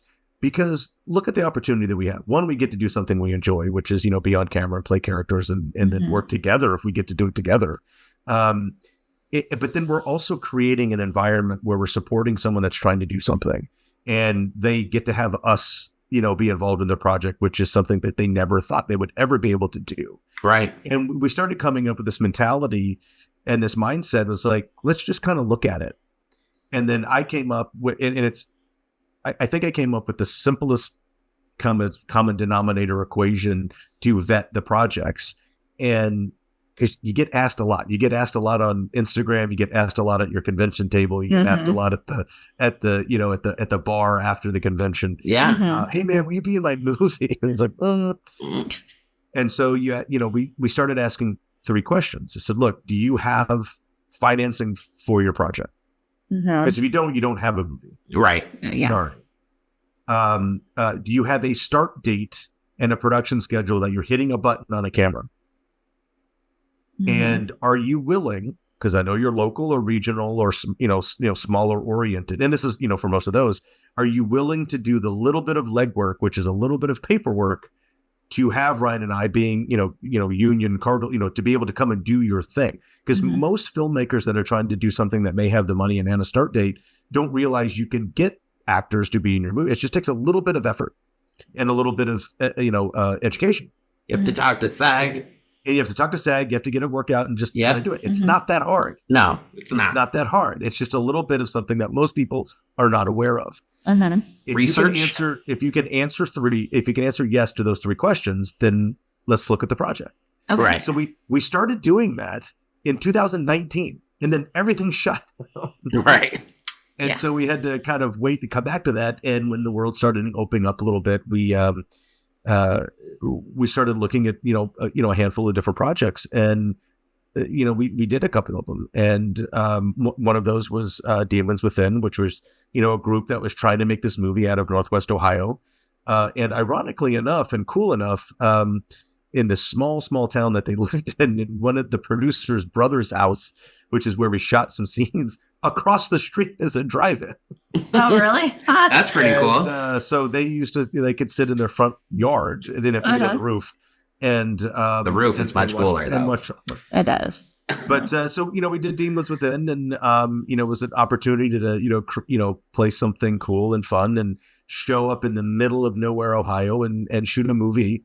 And hopefully we did a good enough job for these, this director Stephanie and the producing brothers, and hopefully we made an impact for them, and that could let motivate them to do more. And it is what it is, but that's what it's about. Yeah. And would we like to go do a movie with Christopher Nolan? Absolutely. Yeah. Who wouldn't? It seems like a lot of pressure and a lot of work. Yeah. Yeah. But to go and make someone's day and create some sort of opportunity for somebody else that they didn't probably think they would ever be able to do, I think that's something to enjoy as well. Yeah, very cool. I'll let Ryan talk about the actual movie. Okay. Did I do this movie? Yes, Andre, you played Andre. Strangely, we both play religious figures. Yeah, you do. I play a bishop. I know. And I'm just a lowly priest. Okay. I'm a bishop. I think I have 2 scenes. They sent me the wardrobe to try on, sent pictures back. That this is what I look like in the wardrobe. It was like full on, like bishop, like the robe and the this and the, it was crazy. And I'm like, oh, so this is like a bishop from like the 1700s? I mean, what is it? I don't think they look like this. But I put it on. I they sent it to me, but then I had to put it in my luggage, and I brought it with me. And I put it on. The director looks at me and goes, "Oh no, hell no!" And I was like, "What?" She's like, "Just wear like a shirt." And I was like, "So I'm not a bishop? They're gonna put a ring on you, and you're gonna show the ring, and that's your bishop ring. That makes you a bishop." I got a demotion already. I asked her later on. I said, "We got to use the robe at some point." Mm-hmm. So like, there's a scene at the end where like I kind of get to, I kind of ask the other character, like, "Where did he go? Like, where did Andre's character go?" And well, and I'm like, "I think I know." And then I kind of put it on, and so when I show up last scene. I'm wearing it. I'm like, I got to wear it. Woo, made it on camera. Dude wears a bishop. My mom's gonna love that. Oh my goodness. Do you guys Oh, it was watch fun. your own It was fun. projects? Sure. Yeah. Watch it. Get to see. And, usually you watch something and you're watching yourself. And usually you're like, oh, that sucked. Yeah. Right. But, that worked out pretty good. It's fun. But I like watching others. You watch yourself to see if you totally embarrassed yourself or other people. But then, if you watch it again, it's always smart to look at it from a different perspective and not just look at yourself and see what other people are doing. So that's fun to do with your involvement in something. So, but a lot of stuff that Ryan and I did, the new stuff is fun. I don't like seeing my adult face because I usually never like the sound of my own voice either. And then, but then the only other stuff you got to look at is if you're a kid, and that's weird too. So not many people get to. A lot of people have photos, of their childhood, like their 6th or 10th birthday party or their bar mitzvah or something, and everybody reminisces in the scrapbook. Right. We have scrapbooks too, but we can also hit rewind. Yeah. Yes. And fast forward and go see stuff that you've done, and it's just sort of kind of weird and mind blowing and. Very, very small percentage of kids, get to grow up in that, to have that scrapbook. McDonald's, you can watch Andre in a bunch of McDonald's commercials online. Yeah, I have YouTube all of that I have. later. Researching you, I've seen a lot of you were in a lot of soap operas as well. I did the 3 major. So I was on Young and Restless for like 2 years. Yeah. As a 10-year-old. So that's fun. Did you ever know Sarah Michelle Gellar? I think in passing, but not, kind of different eras because, she broke, here's what's funny, a lot of younger actors and older teenage actors that what they're from have been around even in their earlier years. They just didn't break. Right. And there was a giant explosion of content, what we call it now, programming. Back in the day, right about 1991. Yeah. Because we had cable became prolific. You had more shows geared around younger humans. Yeah. And that was right at the time that Ryan was like, I'm out of here. I'm going to do that. And that was right at the time that Andre went to college. And I feel like if we had stuck around, we're like, we might have caught this. We might have caught this wave. I could have been Xander on Buffy. If only. So I know you guys are avid. I know at least Ryan, you're an avid TV watcher. HBO Max just put out this documentary, Quiet on Set. Have you guys watched it? I haven't seen it yet, but I've read a lot about it, and I just saw a little blurb on it on one of the late night talk shows. What do you think of it? Like, I I'm a know. little scared to watch it. There was another one that Solly Moonfry made, right? Right. Yeah. It was kind of the same, but this one's sort of more about and the Nickelodeon. After I was done, I was Yeah, done. right. It was already out. After you guys. So I've been asked this question a little bit lately about this particular. Well, I wasn't even going to bring it up, but you guys are kind of in that era, and you guys were kid actors working in the industry. So I was just curious to know your feedback. Thing about, I think I'm not speaking directly for Andre, but I think we feel the same way about this. Is that when if we're going to go specific 80s, there was a lot going on. We were there, but nothing was, really seen in our presence. A little bit, maybe, but I think we had good parents. That's good. So important. Like our moms were on the set, and then we went home. Gotcha. There were some things we went to, some functions, but it was very just like in and out. Like let's go and hang out, and then I got to go home. We did. We were looked after, is what I mean. I think. I don't know. I haven't seen this documentary. I don't know who they're talking about. It's a lot of Nickelodeon kids, right? Yeah. Yes. Yeah. So that was like way after. Right. I was already on stage at the, Club Lingerie in Hollywood. You know, what I mean? I feel like you would hang out at the Viper Room. which deserves its own documentary. Did you ever hang out at the Viper Room? Well, I said before. Well, before I used to play there. It was called the Central. Okay. Johnny Depp bought it and then it turned it into the Viper Room. Oh, right. Turned it in the Viper Room, and then I played there. I think twice when he owned it. That's pretty cool.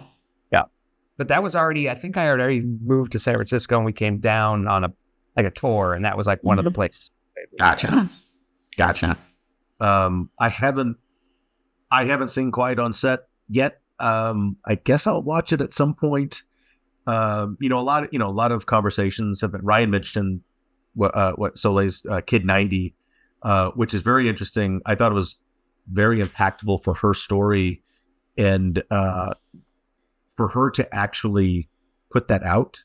One genius, because she was always around. She always had a camcorder with her, so she documented her entire life. And then I don't know if she knew that one day she wanted to put something together, but it would be this. And what was interesting about Kid 90 is, which I believe is on Hulu. Yeah. If anybody wants to watch it, everybody thinks this is Punky Brewster, the Punky Brewster documentary. And then it is not the Punky Brewster documentary. It goes. My mother, who Ryan knows very well, and vice versa, and my sister. We all grew up in this industry, and these were the focal points of the people driving everything, literally driving. And she thought she was going to watch Soleil's kind of like coming of age, and like, this is my celebration of the cool stuff. And that thing went in a different direction, and my mom sat there and went, "I didn't know any of this was going on." Oh, wow. And I was like, "Well, of course you did." And I thought it was a very, very impactful and interesting. I think a lot of people, I don't want to say were fooled, but I think that we weren't expecting what you're going to see in Kid 90. But I think what's great about it is it proves that Soleil Moonfry has more balls than anybody. Yes. To actually put this out. Yeah. And I applaud that to no end. Because I think everybody was like, yeah, I would say, I would put out my own story. I don't care. I was like, really? Then let's roll camera and find out. Good, bad, and indifferent. Yeah. There's no way. So, kudos to her. I haven't seen Quiet on Set. I don't know those. I like Drake Bell, and although I know the executives and some of the people that they're talking about, I do know them personally. But that's that 90s crowd. Right. A little later. And I wasn't there. Like, right. That's when I took a break and went to college and played basketball and was running around in a whole other universe. Right. And I do think that story, those stories, that topic probably needs to be interrogated, investigated. It needs to. But Soleil's different. That's a personal biographical story. Right. But if we're talking about this topic as a whole, I think, it's sensitive. I think it needs to be handled with care. It needs to be handled correctly. Right. I don't think anybody's done it right yet. I would agree with that. That's fair. And I'm not sure who needs to do it.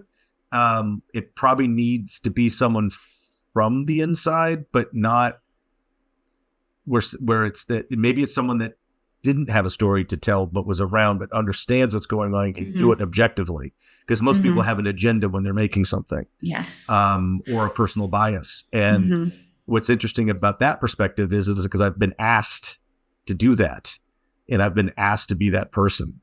And I have a mass comm journalism degree. I've worked at newspapers. And you made stuff, and you learn how to tell stories from an objective point of view without bringing a personal bias into it. And I don't know if I could. I probably would, because like Ryan said, Ryan and I know stories. We know people. We know names. That people have mentioned in the past and in their books, and on Dr. Oz and things like that. But I don't have any personal knowledge or experience, because I was fortunate enough to not have a problem with it. Right. And Ryan mentioned the main thing is, if you have a support structure and people around you that are involved in your life, you are not a target. It's the ones that are left to their own devices or literally given to other people to, I don't say run amok, but run along in this industry. Then it doesn't matter where you are. This just happens to be in Hollywood. It could be in Indianapolis. True. Exactly. If you are not supervised or not supported, True. There are people that will, take advantage of a situation. Absolutely. Yeah. Now, do certain types of people migrate and and kind of immerse themselves into certain fields? Yes, Absolutely. Yeah. absolutely.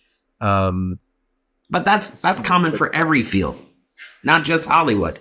Common everything. It's common to Boy Scouts and Girl Scouts. It's common to Unfortunately. parochial schools. It's common to rec league sports. It's everywhere. And that's just unfortunate, kind of reality. I think it would be an interesting story to tell. I think you should go back over time and go back to the beginning. Because it's not just about, if we're talking about abuse of kids, that's awful. That permeates more than just entertainment. But if you're talking about in film and television world, I think you go all the way back because Ryan,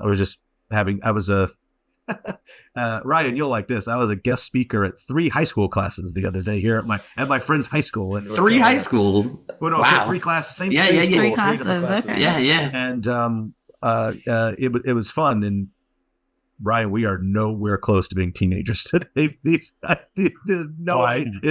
such a gap. It's amazing. But I was talking about how younger performers have been a part of this business since day one. Right. Mm-hmm. And some of the most famous people in the history of this medium are kid actors. Yeah. Mhm. And, you go back, Shirley Temple and Jackie Coogan, Yep. of course, and then Judy Garland and things like this. These are stories there of, how people were mistreated or taken advantage of. And look, there's a whole law. There's a financial law wrapped around Jackie Coogan that, so kids have a portion of their income pre-tax put away in a trust fund so people can't steal it. And Macaulay Culkin needed that. he had it.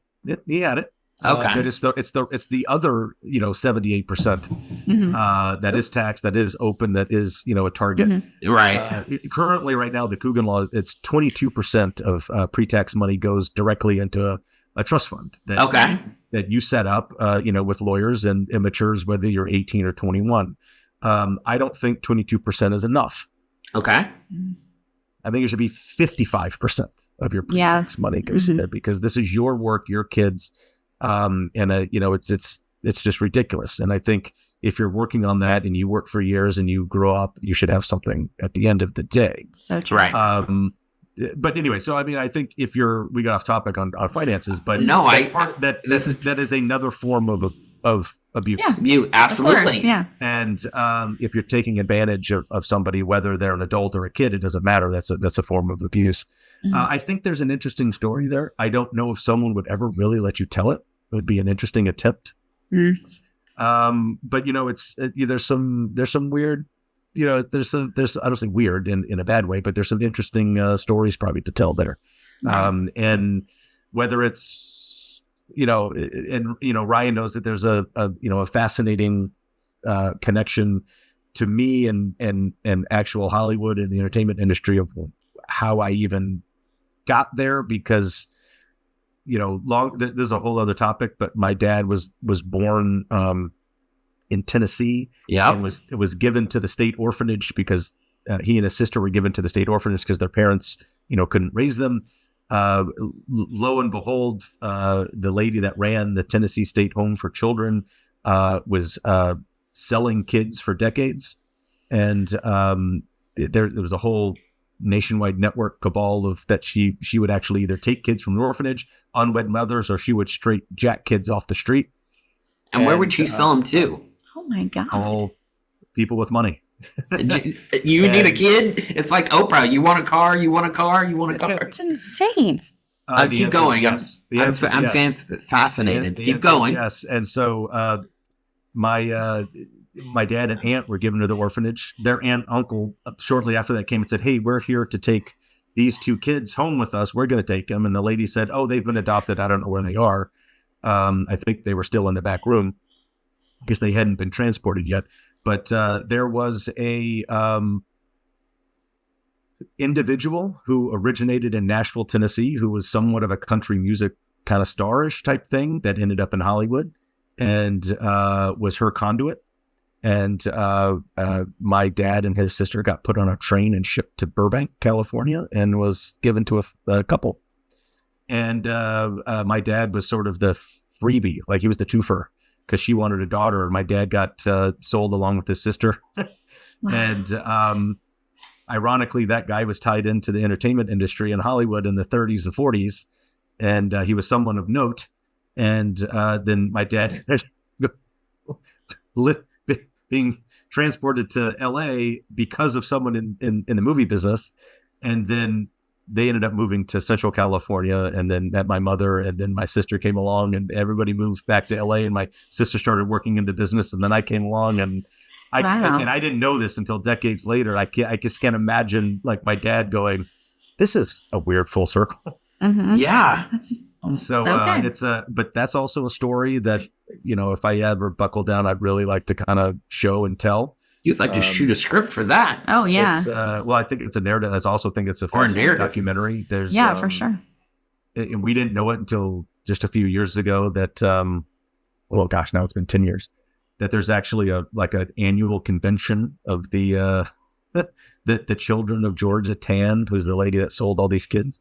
So the kids that were sold and their offspring, they all get together like in Tulsa, Oklahoma or something and hang out in a convention center for a weekend or something. It's just absolutely fascinating. And it's crazy. I am a direct result of that. And I just think it's just a weird full circle thing. And I think it's an interesting story. But when people say crazy stuff like that doesn't happen, they are absolutely incorrect. Apparently. Wow. I know, right? My brain is like processing what you just said. For the tangent. That's great. It's great. Insane. But I mean, Ryan and I have sat around and talked about the craziness of this, and people, you know, I think that's a project that I'd love to work on. That's a fascinating tale.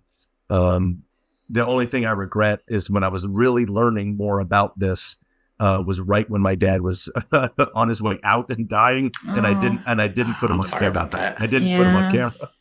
You know, my dad passed away too, so I agree with you. Yeah, I had my hospice nurse hat on, not my producer hat. Right, exactly. Yes. Understandable. Why did I put this guy on camera? Yeah. Oh, wow. Yeah. Because my dad was very supportive, but always sort of had this kind of, I don't say standoffish feel to the industry, but he is also, you know, he was like, this isn't, you know, let's, you know, this is great. This is a good thing, but it's not the most important thing in the world. Right. And, so I had a very balanced, you know, Ryan knows this just about me personally. I think Ryan did too. It's the kids that grow up in this industry that don't kind of also have a non-industry interest or existence or friends or something outside of the industry. They're the ones that grow up and really can't do anything else. Right. Yeah. You know, I always had sports and neighborhood friends, and Ryan had music and his friends that were, you know, not in the industry, and that keeps you kind of separated and grounded, you know, into other realms. And, you know, there's some kids that we grew up with that, you know, obviously, you know, we're not going to sit and, you know, name names, but that really can't do anything else. Right. Mm-hmm. And I think that's a problem. Yeah. It's unfortunate, but it really is. Yeah. But I think the power of kids in this business and even in, you know, you can bring music industry in the history or two, but has been absolutely impactful and powerful. And I don't think they really get the conversation that's probably needed about it. Well, what's fascinating about you guys is you guys seen Hollywood change over time. You've seen it like the Me Too movements, the Harvey Weinsteins. You know, you've seen it as a whole from the inside, and that's something to cherish.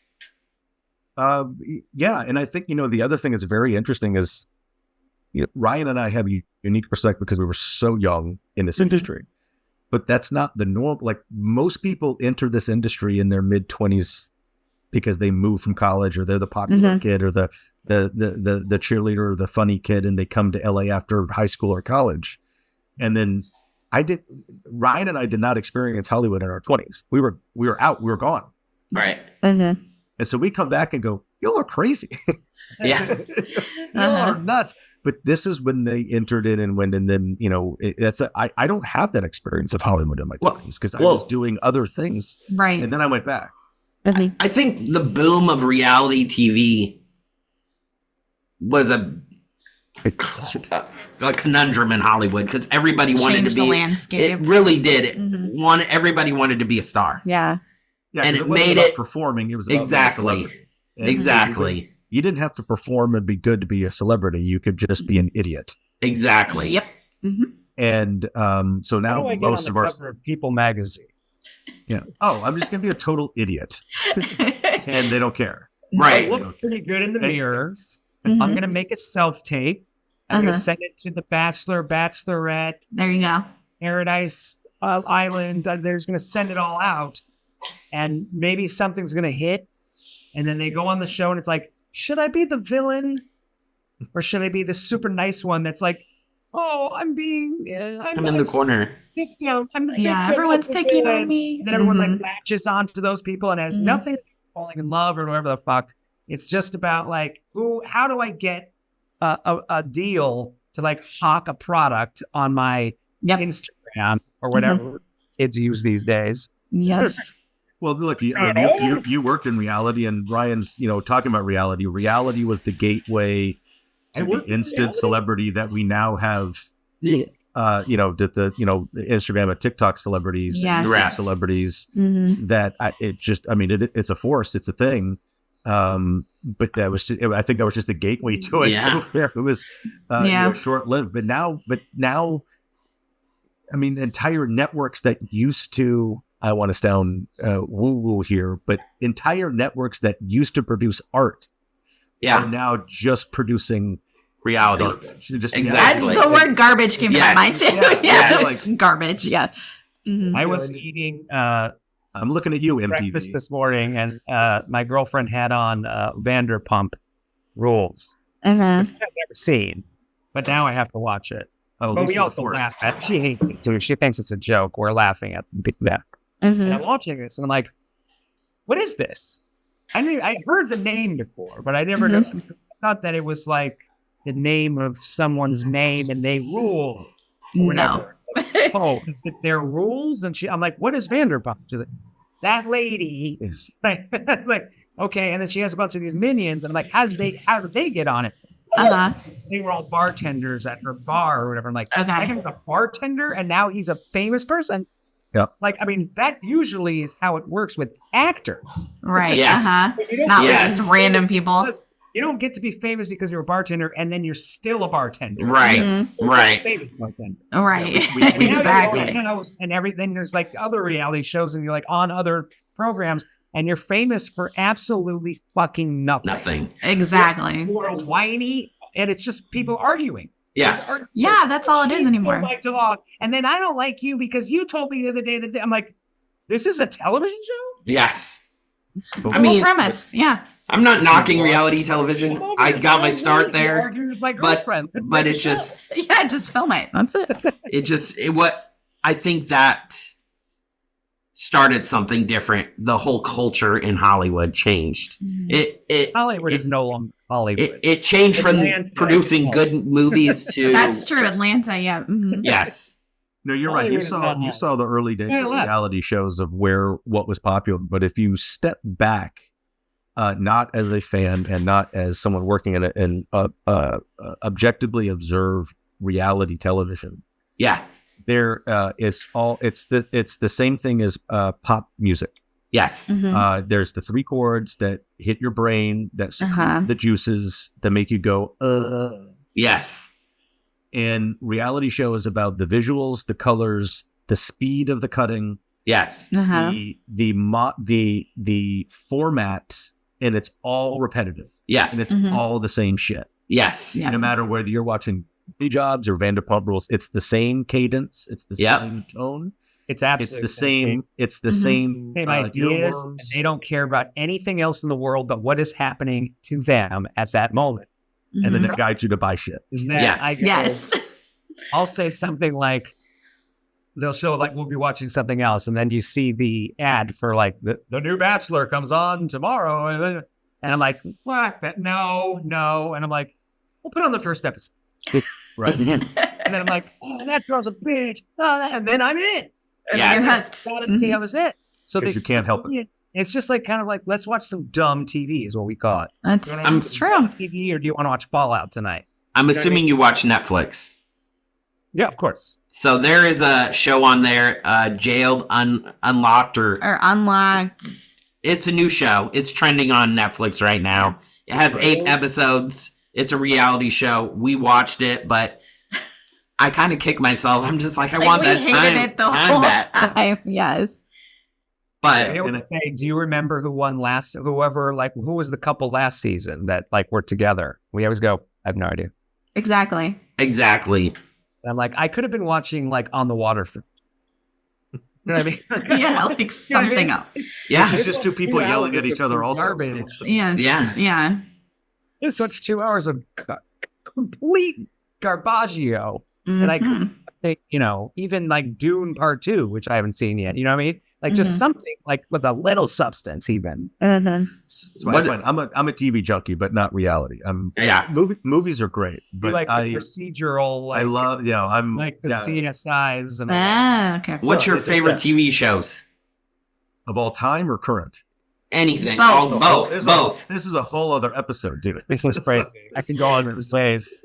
Days. My favorite television of all time, and because it's even is the original paramedic show Emergency. No. Okay. And that comes on. I'm like, oh, Andres.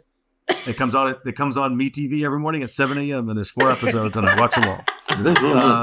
But what's interesting about that is because it wasn't just a show about firemen, which is always cool as a kid to watch. But that was actually during the time in the early 70s when the state of California was implementing the program. So they made a TV show about a state program. That's when paramedics were a new thing. They didn't exist until then. So it's fascinating. So read about that. Then, because doctors in emergency rooms were like, look, a giant amount of patients that come into our hospitals, they can be saved if they do simple things prior to them getting here. But no one's trained to do that because doctors can't go out in the field. So they started training firemen to be paramedics, which is a brand new thing.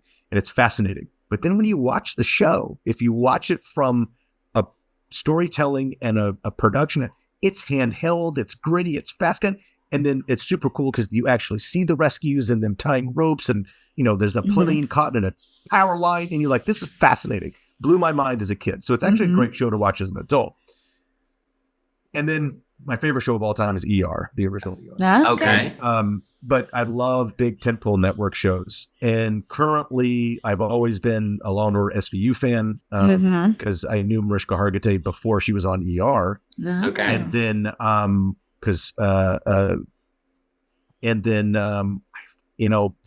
Blue Bloods is a good show. Yeah. Yeah. And I like everybody on it. And Ryan's like, "Oh, is Andre watching Blue Bloods?" It's Tom Selleck. Yeah, So, I mean, how can you beat that? Yeah, it's don't PE them. They don't know what. Just, sorry, inside jokes. Okay. Well, now you have to tell us what's the joke. No, it doesn't make any sense. It's just okay. I got you. A language. It's a jokey thing, which actually has morphed in away from the original. It's not Totally. But Ryan. We both read a lot. Like Ryan and I read. We actually read books. You guys are avid readers. I've heard that. And like we trade books. Like because some of this we read some of the same. A couple of things we cross over and like. And then they make TV shows out of it. So we get to. That's there great. You go. Back to both worlds. One of them was the Michael Connelly series of Harry Bosch. Okay. Because there's something like, what is it, 26 or 27 Bosch novels now. Oh, wow. Yeah. And you've read them all. And because at one time, Ryan got me into Bosch. Ryan got me into Bosch because I was reading, I like crime. I like figure it out. I like shoot 'em ups. Yeah. And I really like Cold War and like spy novels and like operator type stuff. You and I could have been best friends. Yeah, well, we still can. I'm literally listening to you, and you're me. Like I can talk to you, and you're direct. The way you talk about directing and producing, I'm just like so captivated because that's me. I talk to her about this all the time. Day. Like I like the business of Hollywood. Yeah, I love knowing, and we'll go make a movie. Exactly. I love knowing everything, like what's going on with Paramount and the sale of that. I mean, I like knowing the big deals of what's happening out there, and I'm just fascinated. Yeah. So Ryan and I like trading books. We usually have a book in our hand, and we travel a lot, so the reading's always good. And then Ryan will send me like a text of a cover. He's like, "I'm starting this one." And I'm like, "Oh, I just finished this one, and bring me that one," or we'll trade. And then when they make something, that's great because we'll talk about it. But reading, I don't think people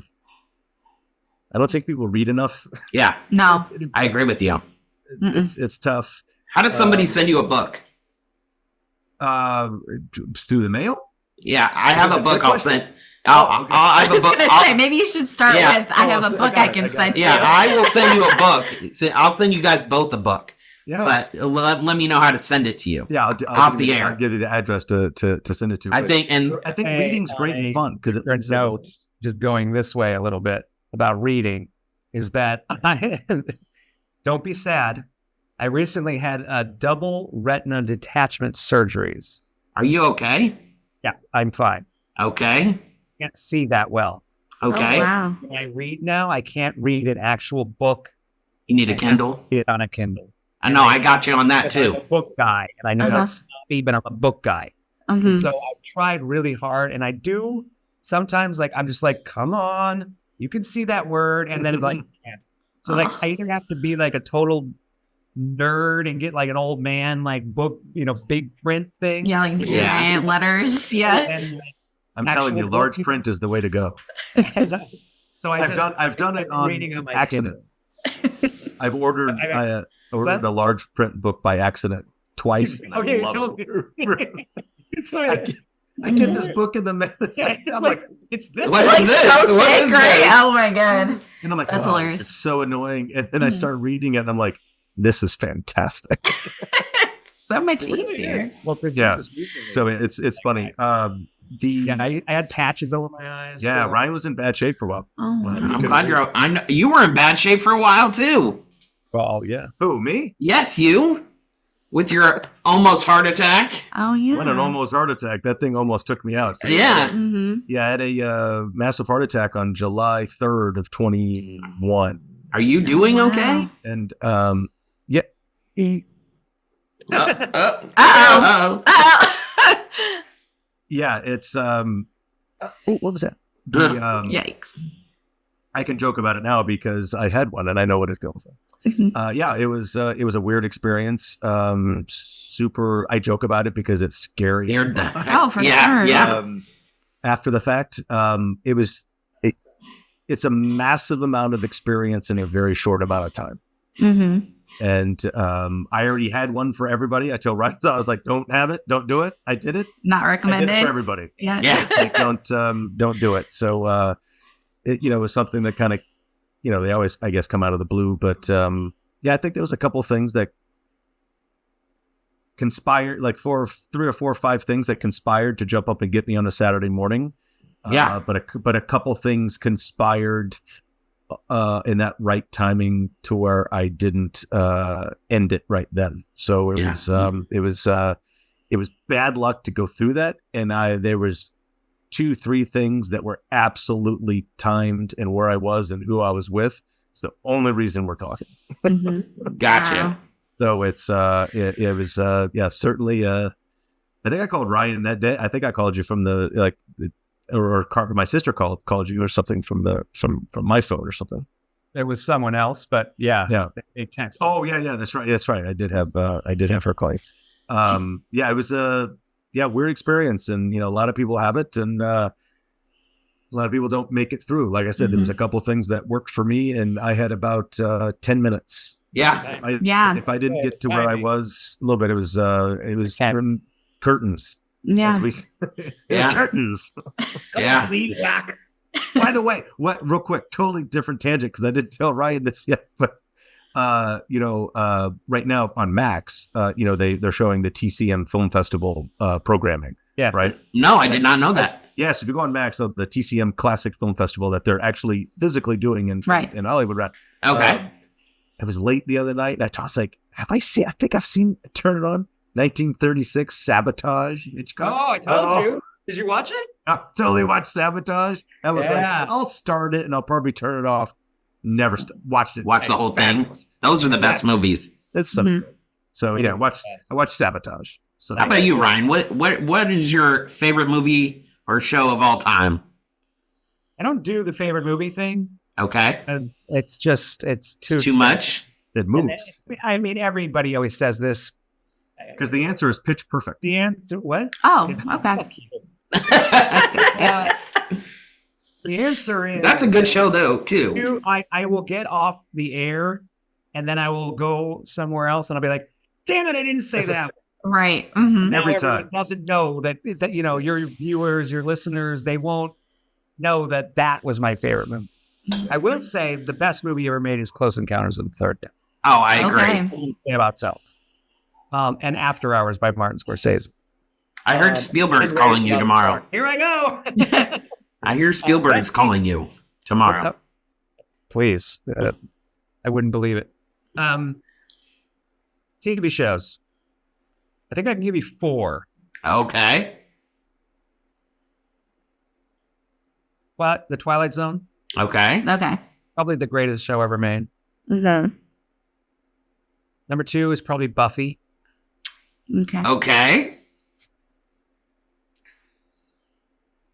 Number 3 is House. Okay. That's my All Wow. right. Okay. You're talking to two dudes that can literally recite dialogue to episodes of House to you. So it's Really?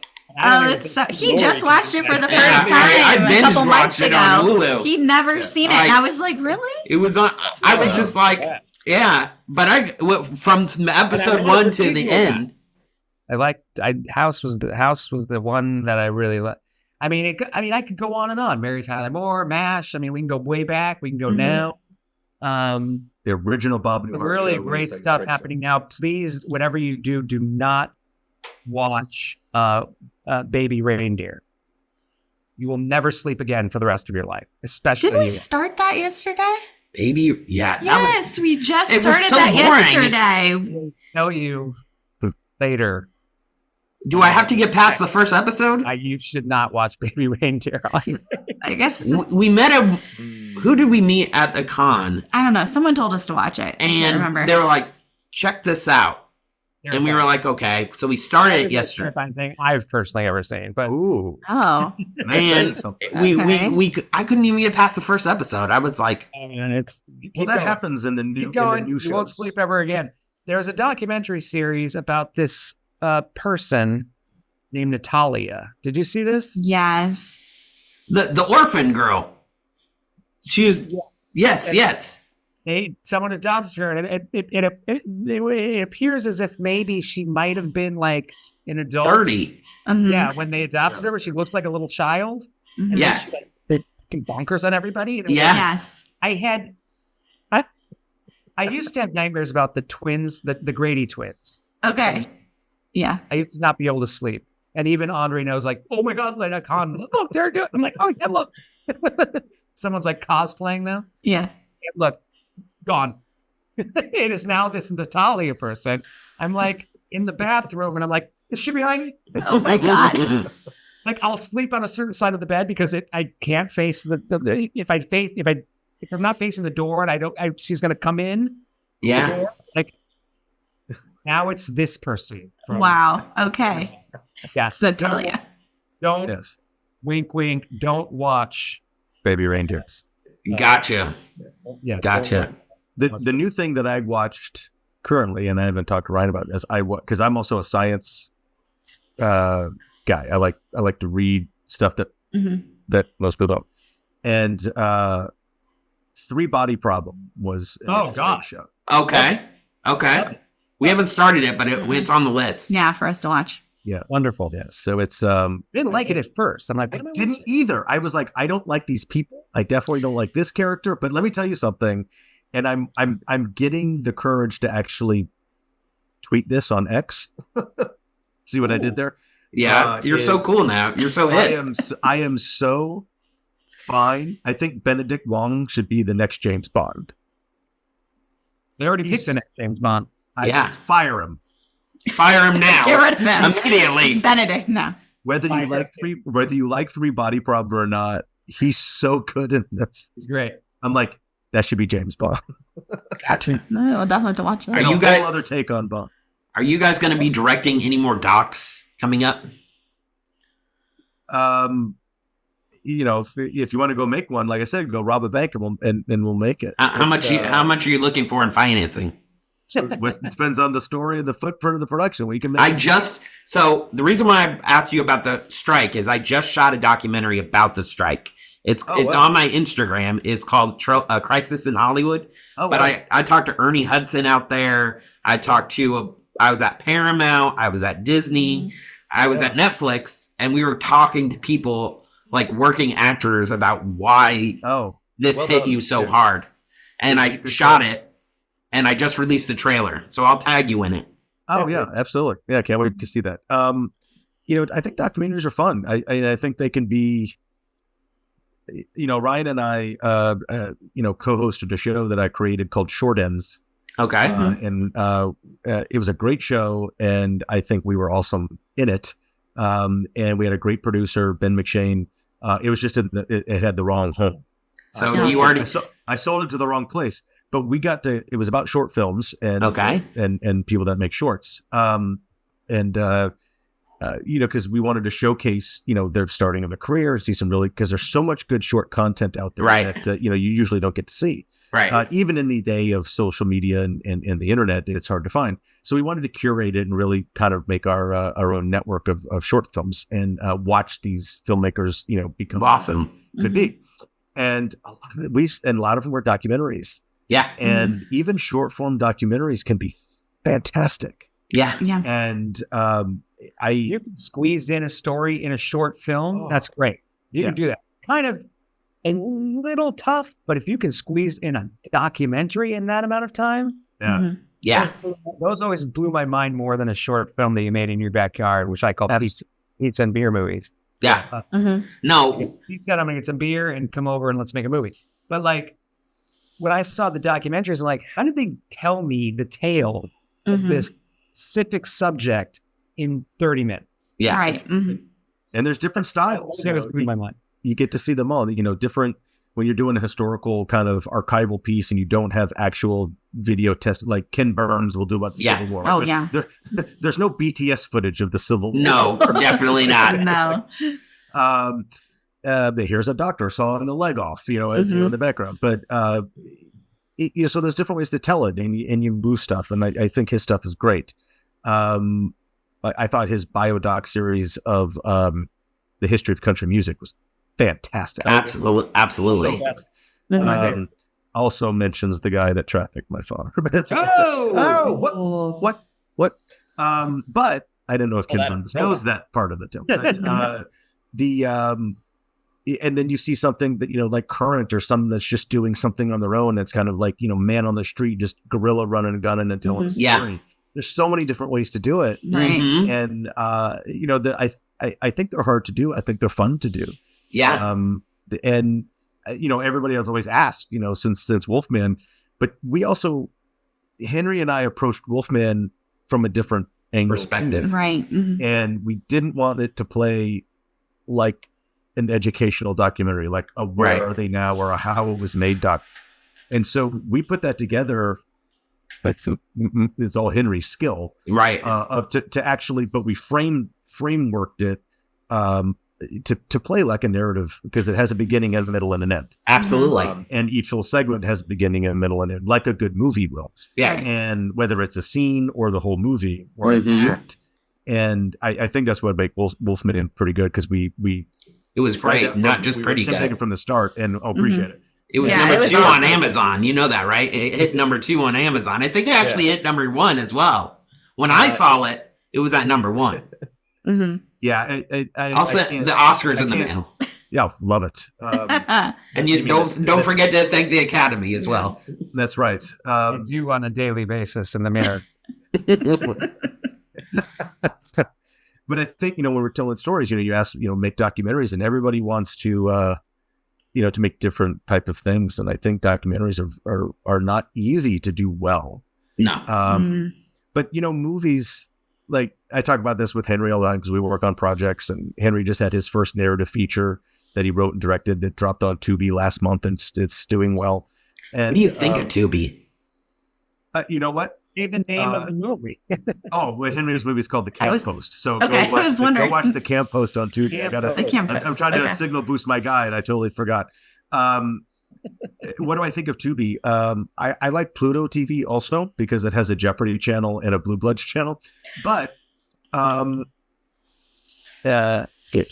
everybody likes to poo-poo things like Pluto and Tubi. And Tubi's owned by Fox. Yes. And Pluto's owned by Paramount. Yes. Because they're like, oh, that's the shitty, cheap thing because it has ads. Because it's the AVOD. It's the ad-supported video on demand. I was like, well, let me tell you something, folks. All your streamers are AVOD now. Absolutely. Exactly. So they are just ahead of the game and they don't charge you. So they have the ads. And what's happening is Tubi is it's growing. They're changing. They get a ton of eyeballs on their content. So if you're a filmmaker and you think your movie's on Tubi or that's where it ends up and you think you failed, you are wrong. Absolutely. I didn't ask you this question to Upu on it. I was asking you, you know. I said right. I think it's a fascinating way to get. Is everything good on there? No, absolutely not. The movie theater was good either. Absolutely. You can find your lanes, but like Ryan and I, we love old television as well. Well, it's not just whatever's new. And like Ryan mentioned, the Twilight Zone. Yeah. Yes, genius. And I mentioned like the Bob Newhart show from the 70s, not Newhart, but the Bob Newhart show where he's the psychologist. Genius episodes, genius writing, genius acting. And this is where you can go and watch that stuff. Right. And you can watch shows that have you ever watched an episode of Maude? Yes. Do yourself a favor, go watch an episode. I've definitely seen that. Yeah, B. Arthur. B. Arthur. B. I've Arthur. never even heard of it. Yeah. People think, oh, this show broke that ground in '98. I was like, go watch Maude. It's like, when did you watch that? Go watch Sanford. They had stuff like this on like TV Land growing up. And Nick at Night sometimes had like old school stuff too. But now you can just click right to it. Now it's easier. Yeah. Wow. I'm going to check that out. Yeah, because I'm a good old I'm a shows. connoisseur of the industry because this is all I've ever wanted to do.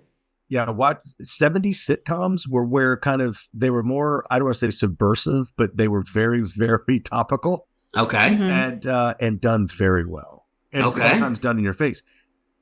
A la what current network of what Roseanne did with Roseanne that would never have been allowed, and she did it, but she was also kind of retreading something that happened before, and that's a groundbreaking show. And it led to a lot of stuff. Whether you like Roseanne Barr as a person or not, I think you can. If we're intelligent beings, instead of just in a social media hyped up frenzy of just disregarding something because it happens, this is where you don't learn anything. You need to separate the people from the art, to at least understand the art, to learn from it. And a lot of was Leni Riefenstahl a Nazi? Yeah, it worked for them and made all their movies, but learn about that filmmaking at least to affect your own education and learn what Leni Riefenstahl, who was in the 30s, a filmmaker in Germany, just learn it. You don't have to support it and wave a flag, but there's always something to be learned from. But I think that's sort of the problem in our current social frenzy today is you're not even allowed to mention something or watch something or learn about something because one side thinks it's bad. And that's where you get in trouble. I served version of that for me recently. And that is extremely important, what you just said. I agree with you wholeheartedly. Is that the education of film is I've taught sort of film acting classes recently. And one of the things that I said was, here's your homework. Go watch Touch of Evil. And they all say the same thing. Well, but that was before I was born. And I say, me too. Me too. Right? Like, okay. I was born too. But I search and I dig and I find and I if you want to do this, really feel that this is something that you want to do, for the rest of your life, and you want it to be your craft, and you want to make it your existence, you have to look, you have to watch. Just watch. Mhm. Watch everything. Watch, watch the dumbest sitcoms. You could watch Tim Allen sitcoms. You have to know tone. So if Yes. you go on an audition, or if you get a self-tape audition, which is what happens now, Yeah. you have to know what the tone of that show is. Mhm. If you have a guest starring role, like, because if you're like going, well, I was thinking, it's like, no, it's quicker. Mhm. Mm-hmm. They're going to go click, click, click, click. The direction's going to freak out. You have to go quick because that's the tone of that show. Mhm. Now, if you're doing like Fallout and you get like a one-liner on Fallout or 2 lines or whatever, that's a video game. Mhm. Yeah. Right. So they're going to shoot you like a video game. So it's Yeah. like, you have to know how to move your body and things like that. But if Right. you're in a competition and the line is like, look out, there's a missile coming. And you're like, oh no, look out. There's a missile. I mean, it's like, you're doing it wrong. They're going to not, you have to know the tone. So I always Right. tell young actors, watch, like literally just watch anything. Turn on the TV and just flip to a channel and start watching it. Like CSI, like House, like Mhm. ER, like watch those shows. Watch things that are on the air now. You got an audition for Will Trent? You got an audition for Will Trent?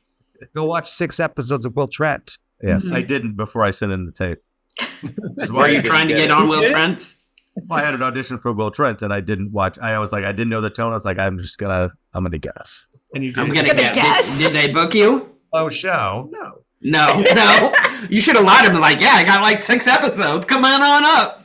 I gotta tell you how many times I've read for Ryan Murphy. I swear to God, it's got to be like 27 times. I know that dude is looking for something for me because there's no way he hasn't seen me. And every time I actually got on avails, like if I were going to be available on these days. I said yes, and they said okay, we're going to put you in wardrobe and see what you look like. And then the next day I didn't get it, but the person who I was playing was actually a real person in life.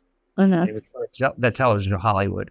And I watched 2 documentaries on that person. You got to do your I homework. got his voice down. I got his hair down. I got the wardrobe down. And man, I almost got it. Wow. And the guy was supposed to be like my age, the character.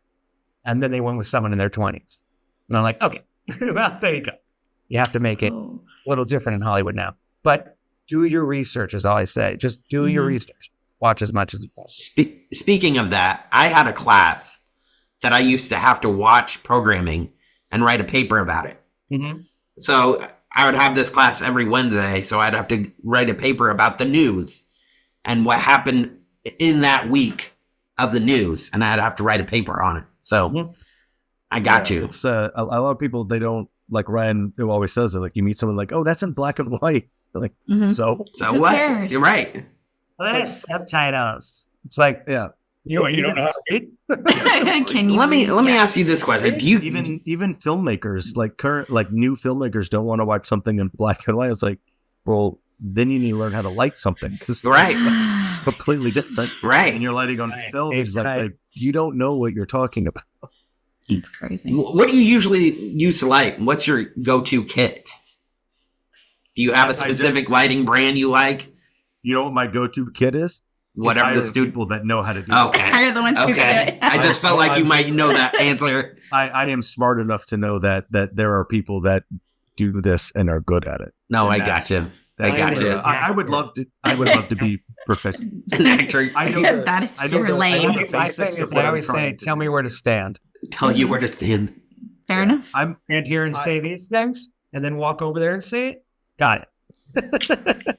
I have added to my quiver more a little directing, which is super. It's great, but smart directors, unless you are that expert, you need to put people around you that Yeah, absolutely. bring it to the table, Mhm. because you may have a cool idea and a vision, and they know how to get you there. Right. And then it works together. So that's the smart way to do it. I also approach producing or, developing concepts and developing a production, and trying to put A together with B to make C. And I can use creative skills to put together non-creative aspects of it.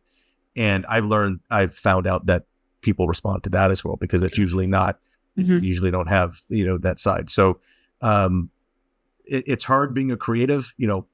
Ryan's a performer. He's a I'm not musical. It's the one thing I'm super jealous of anybody that can sing or play a musical instrument, because I don't do that. I did other things, and a lot of people are, they tell me it's like, I wish I could play all the sports that you could play. And it's Right. like, well, I spent all my extra time doing that instead of learning how to play the banjo, which I would really love how to play, or something, guitar. But so it trades off. But being creative's hard, because you're always juicing something, Yes. something from a different lens. Being pragmatic and logical and production oriented, and how to, nuts and bolts, I call it nuts and bolts, is another skill, and some people are really good at it.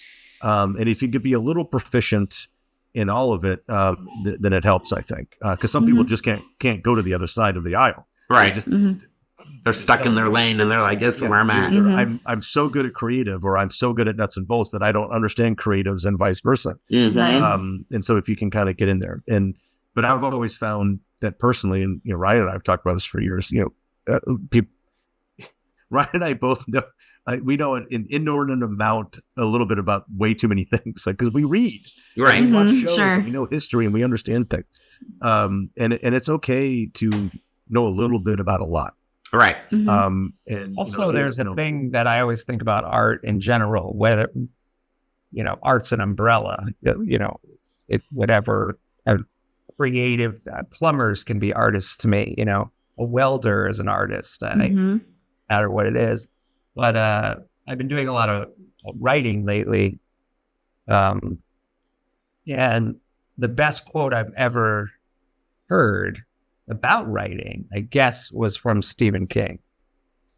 And he goes, don't write it. Just write it.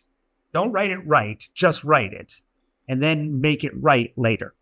When I'm writing like a screenplay or something like that, I don't have an outline. I don't have characters on the walls. And then this person does this. I literally just scream through it, and then till I write the end.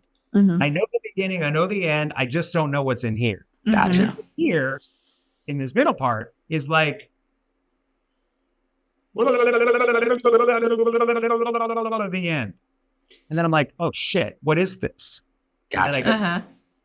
And I actually sent it to a friend of mine, and he's like, this is brilliant. Move this here, take this here, bloop, blop, bloop. And then, an editor is your best friend. Absolutely. Right. So you got to learn to let things go sometimes. But I think the best thing to do with art is just don't think. Do it. Just do it. There shouldn't be too much prep. Yeah. When you do it artistic.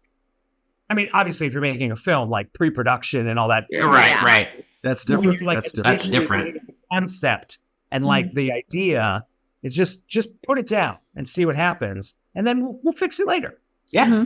That's true. Maybe we won't need to. Maybe it's just going to be amazing. I don't know, but I really believe that I just anytime I write a song, every time someone how did you write that song? I'm like, I just picked up my guitar and I was watching a basketball game. And I was just twiddling around. I was like, hold on, hit mute. Well, if I went to the C there, that's what I should do. I don't even know if I'm writing a song. I'm just going from D to C to G to F minor to, something sustained where you have to pull your pinky down way down. You're like, why am I doing this? I'm not going to be able to do this live drunk. Yeah, true.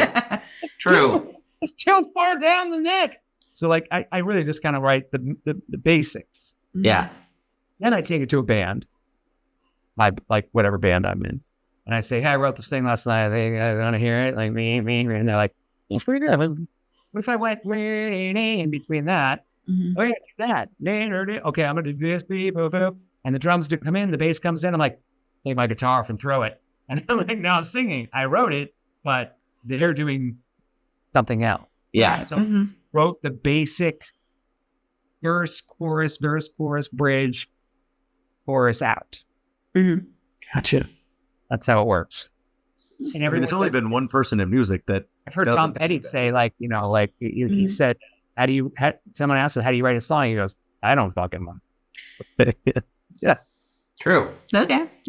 So, where can people see you at your next con? Are you guys going to any cons this year? Jersey, yeah. right? Is that first?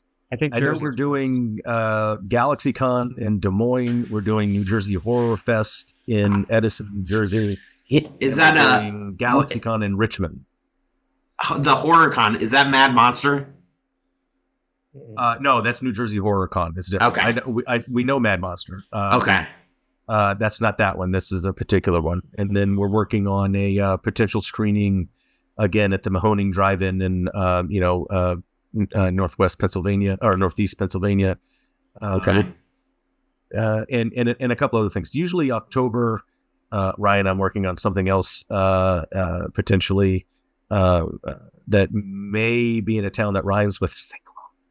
But we'll chat about that this week. But usually we do 3 or 4 in the summer, summer and fall, and then October is usually kind of busy for some reason. Yeah. Who knows why? Great mystery. But we have fun getting around and seeing stuff, and we try to cram them together. If you guys could go to Spookala in Tampa, That's our favorite one.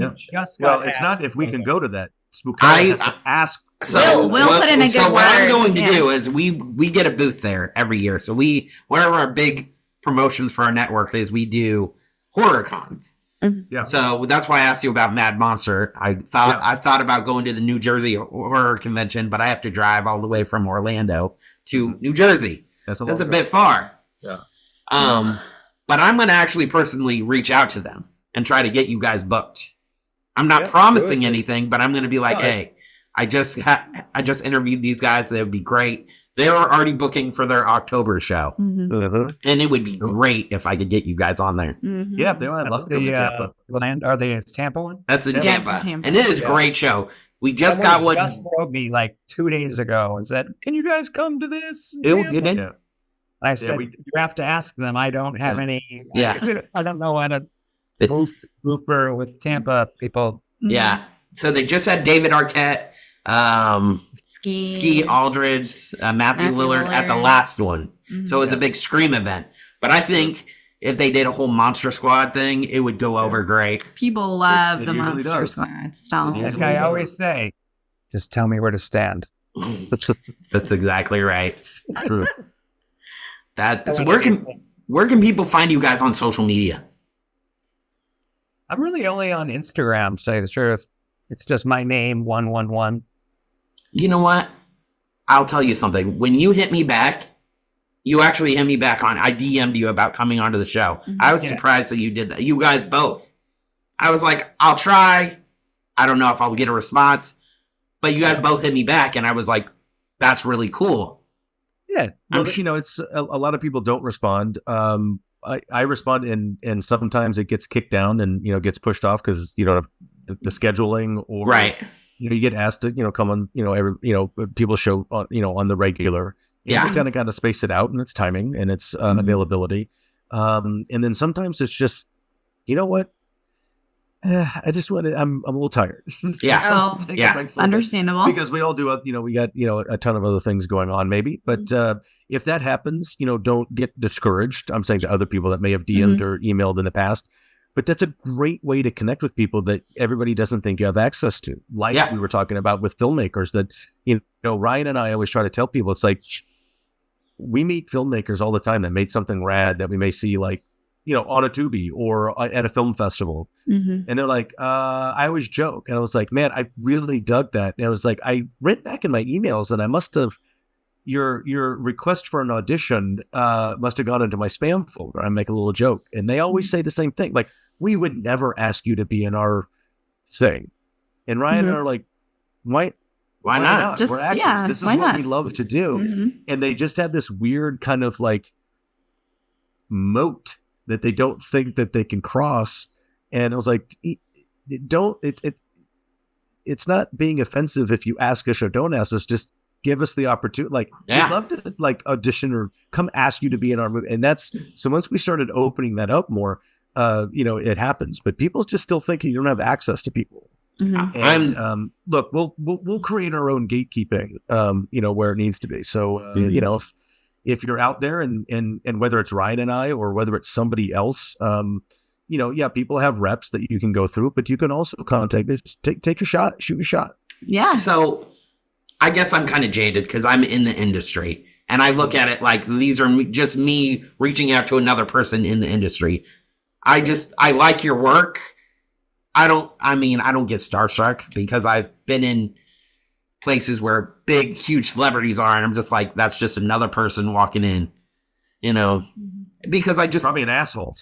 probably, but I'm just been in the industry a long time where I'm just like, because every time I'm like sitting at a table or something, and Andre walks in the door, I'm like, God, there he is. there he is. You believe it? Oh my goodness, that's the guy from the Monster Squad. He was chopping a tree down on the TV the other day with Mr. T on the 18th. Mr. T. That's awesome.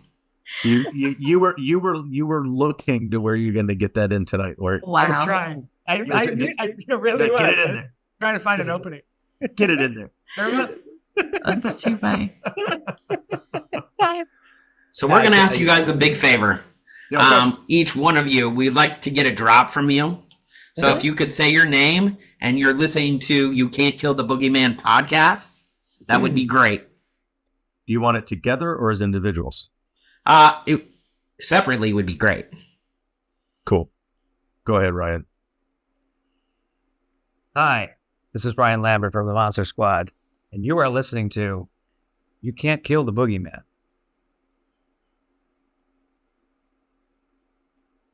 That's great. I should have gone first. That's all this pressure. Who wants to follow that? All right, here we go. Hey, this is Andre Gower from the Monster Squad, and you are listening to You Can't Kill the Boogeyman podcast. That's fantastic. Awesome. Well, let me ask you, where can people listen to your old podcast show? I think some of them are still on YouTube, on the YouTube channel. If you just go to Squadcast, some may still be archived on your SoundCloud. It's on my- Are you guys looking for a home for that show? For the podcast? We haven't. For the old episodes you used to have? If you are, yeah. you can throw them on our network. Yeah, we'll Wink, take wink. them. I think I have that drive somewhere, so maybe I'll just. Yeah. I'll FedEx you a drive. And Yeah. I'll FedEx you a book. You FedEx me the episodes. There you go. Let's trade. Perfect. It's still up on the app. I'm looking at the Apple podcast app. So on all of them, it's still on. Yeah, it's cool. Yeah, so you can find Squad guests. Yeah. Okay. Yeah, some of our stuff was fun. We kind of approached that differently. It was audio only. And Ryan and I were like, why don't we just kind of host a thing where we sit around and talk about the silly shit that we laugh at when we're just having lunch. Yeah. It's very cool that you guys are friends. Mm-hmm. Because I've read stories in other casts that they don't like each other. Or they'll shoot scenes separately and then put it in post and it makes them look like they're back and forth. Sure. What's interesting with Ryan and I is we get along great, and we have a very we can just make each other laugh with a sound or a look, because we'll finish this. We're very, very similar and have similar likes, but we're also very, very different people and have different kind of focuses or different experiences, different point of views sometimes. But I think that works too. And so what Ryan and I was just talking about this on another show a couple weeks ago, is I think Ryan and I, and maybe it still has more chances to happen. When you can, you have a duo, like, Ryan and I, we created this thing where we were basically a brand, it was ryanandandre.com, Squadcast with Ryan and Andre. And then even at conventions, we did something that other people don't do. When we do a show, we don't do it as individuals that sit next to each other. We do it as a duo. That's great. Here is Ryan and Andre. So when Monster Squad fans come up, you're getting both of us. You're not going to two separate tables. All right. Oh, okay. That's great. It's our table. That's how the Entourage people were. Mm-hmm. I like that. At MegaCon, they were all together. Yeah, it's just a neat thing to do. And even what's funny is if we do a thing where they have Monster Squad and all the monsters and Ashley and Stan and Steven, they're all at their individual tables. But Ryan and Andre are at our Always together. because we created our store and we had our thing and all this stuff. So it worked out great. But what we also realized is like when we're doing panels or Q&As or hosting short ends, or even when we're on camera with the documentary or, in front of a theater full of people, Ryan and I have this, duo power kind of thing. It's like Abbott Costello. It's like Laurel and Hardy. It's like my favorite duo of all time is the Smothers Brothers. But you have your clown and you have your straight man. But Ryan Lambert and Andre Gower can actually switch. And we can be who we can switch that. Mm-hmm. And we've gotten, I just think it's this natural thing that we honed to where you can actually switch those places in the middle of a sentence. That's great. And neither of us will miss a beat. Mm-hmm. And it's not just about, I can finish your joke and you can finish mine, because groups that we could always do that. But there's something interesting about Ryan and I that we get together, like we do panels or a Q&A. They're like, well, I'm the moderator and I'll be asking. I said, we don't need you. We don't need you. We're good. Yeah, that's awesome. Questions from the audience. What do you want to know? That's it. We'll go around. And also, we get the same questions sometimes, Mm-hmm. Someone's going to ask like basically the same thing. And so we look at each other and we're like, do you want to take this one? Or, yeah, I'll take it. Right. So like if Andre takes it and starts answering the question, I'll chime in with answers that I already know we've said, but it was Andre that said it. Gotcha. I'll say it this time and you say that this time. And we also like go off the rails a little bit and say other things about that particular question. Yeah, like Andre said, it's sort of like it's just we'll make up a bit like 2 seconds before we like go up on stage. That's great. We'll be like, what if we did that? And then, yeah, let's do it. Oh, that's so funny. This way. And then we'll go up on stage and then we'll like, hey, how's it going? And then we'll like leave. That was the Q&A, and then we'll come back. That was it? It's just stupid, silly shit, but people eat it up. Mm-hmm. Well, I'm hoping in this podcast that we've asked you questions that you normally don't get asked. And that's what we were trying to do. Yeah, we were talking about that's about TV shows and stuff. It's all the stuff we like to talk about that is normally not the and as you notice, we go off on tangents. Yeah. We see some other stuff, and it just works itself out sometimes. Yeah. Mm-hmm. Absolutely. One thing I wanted to circle back to with Horace in the Monster Squad, when he has the gun, he just shoots the swamp monster. Yeah. And the bully comes out and he's like, "Fat Kid, good job." And he clicks the gun. He's like, "My name is Horace." I'm glad the producers gave him his flowers. That gave him a chance to come up, because when you ride up and you're like, "Hey, EJ, I see you met my man Horace." Mm-hmm. You drop your candy bar, EJ. It's not mine, it's his. Eat up. And we'll call it a day. Mm-hmm. It's like watching a mirror, isn't it?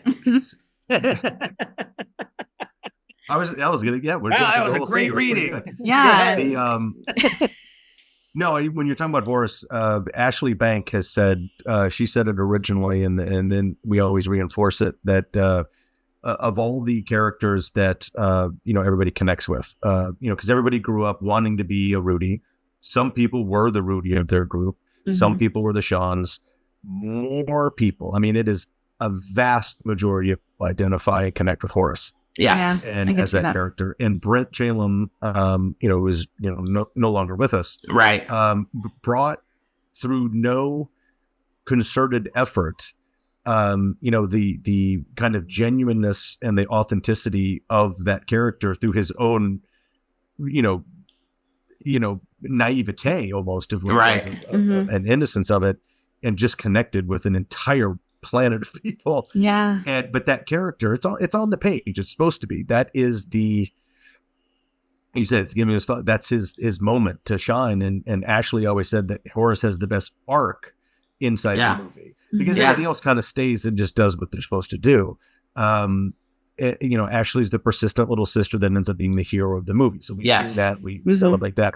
Horace is the one that you see come and end up somewhere different. Yeah, and that's what I think was almost more impactful for audience members, and that's one of the stories that we hear constantly, and that's what we tried to tell, that little, segment about how impactful Brent was as Horace, as that character. Yeah. In Wolfman's Got Nards, to try to tell, that impact in his segment. Mm-hmm. That's a hard segment to do with something that we didn't know was going to be big 20 years later. Right. Yeah. And the fans that they don't get to see their guy. Right. Mm-hmm. Yeah.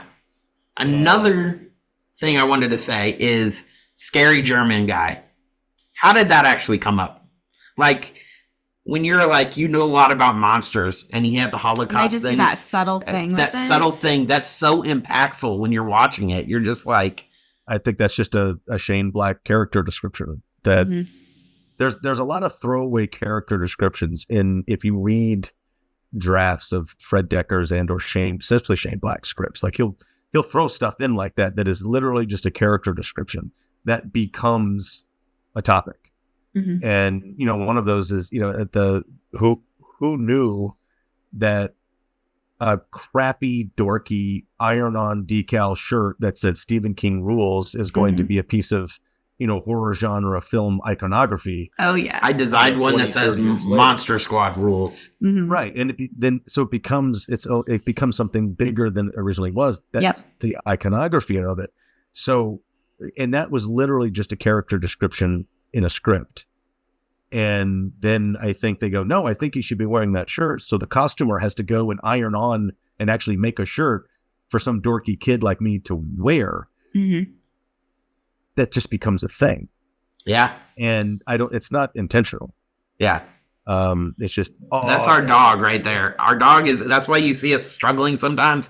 Our dog is like a big old German Shepherd in here with German us. Shepherd. Yeah. Oh yeah. Do you guys go see movies together? Do you guys like, hey, never? Never? Yeah. Oh, okay. But when you're at the cinema, do people are like, is that you? Do you guys get recognized a lot? Oh, I don't get recognized like, oh my God, are you something? But if I'm talking to someone and they're mentioning things, and I was like, oh yeah, I know that movie or whatever. And I've actually worn this hat out. And they go, oh my God, I love that movie. That's like one of my favorite movies. They were like, it's pretty good. It's pretty good. Yeah, it's all right. I don't say anything. But every once in a while, someone will say something and I go, well, and then they lose it. Mm-hmm. They're like, that's my favorite movie of all time. Like Ryan Gosling. When I first moved to this town I live in now, I worked at this little boutique movie theater just for, just for funds. Yeah, it was, I loved it. And I'd wear this and people would come in and this one guy came in and he goes, oh my God, I can't believe you're wearing that. No one knows this movie. It's like my favorite movie of all time. And I'm at work and I'm like, oh God, do I say it? I like it too. I was actually in it. He's like, oh yeah, they get a little part in it. Like a little part in it? A little. I was like, no, I'm the one that killed all the monsters. Yep. Like, the cigarettes and the leather jacket. Like, yeah, that was me. Like, lose their minds. And like all of a sudden I'm at work taking pictures and like, yeah, every once in a while I get realistically. I obviously don't look exactly like I did. If they didn't have you on the crew, you guys would be gone. Oh, those guys were fucked. Without Rudy. Without Rudy, you guys were all fucked. Sean. I'm sorry. But he was just like, let me do steaks. He got rid of the mummy. Yeah. I mean, come on now. 5. Yeah. First of all, we know. However, that also goes back to my point of good leaders know who to surround yourself with. Oh, absolutely. Good point. There you go. Points for Sean. Absolutely. That is great. Yeah. Well, Anything else you guys want to add before we end this? Up to you guys. Reach out to Ryan and I. Reach out to your local filmmakers. Support them. Support your local conventions. Go see the people that you like, and keep digging the stuff that you like, and tell the people that you like it. I guess you can answer this off air. When I reach out to Spookala, do I just have them hit you up directly? Say, hey, I'm a promoter for Spookala. Yeah, if they want, they can just send them to me. Okay. Yeah. It also send it all to him. Where we are on our Okay. Yeah. Okay. Yeah. Send it all to him. Just send them my way if you need to. Because it can originate there if it needs to. Okay. Yeah. I mean, I'm not promising anything, but we go here every year. Yeah. And I would love to get you there. Mm-hmm. Yeah. Awesome. It's whether it's for the show or it's there's a lot of different ways to make things happen. You got to get creative. Maybe it's just coming in as a side thing to promote your stuff and help out there and do a little side thing with what you guys are doing, and it's inside of an inside thing of a bigger thing. So we've done that as well. So it's interesting. It would be great if you could walk me through how to lease a print of the Monster Squad. And to get you guys all here. That's one part of the business I'm not sure how. I could probably research it and figure it out. Kitty. But that would be one part I would be interested in. Yeah, we'll go through that. I think it's good. So I think we still had 2 more questions for them. Oh yeah, ask them. Go. Fire. First thing, I'm sure you get asked this all the time, but I have to just know what's your favorite line from the Monster Squad. Yep. I was. I heard he killed his dad. Okay. That's it's a an classic. off-screen throwaway line. But it's still. Right, yeah. I heard. I think I think Horace said that. I think he killed his dad. That's actually Phoebe. Phoebe, yes, you're right. That's why it's funny. That's why. Why does she know that? Yeah, why does she know that? Tiny kid, yeah. Mm-hmm. Yeah. Okay, Sammy, what's the next one? No, we didn't. Oh, doing it Ryan's. Yeah. I'm sorry. Mm-hmm. I mean, it's sort of obvious. My own line is obvious. My favorite line. Andre's gonna kill me. Oh damn! I know. It's not your favorite line; it's your favorite delivery. Yeah, yeah. He's saying when he won't let him go to it's the scene with Sean and his father in the bedroom. First of all, he's smoking straight into his face, which is hilarious. And then Andre is standing in the doorway while his dad is shaving. Yeah, okay. Goes, no way.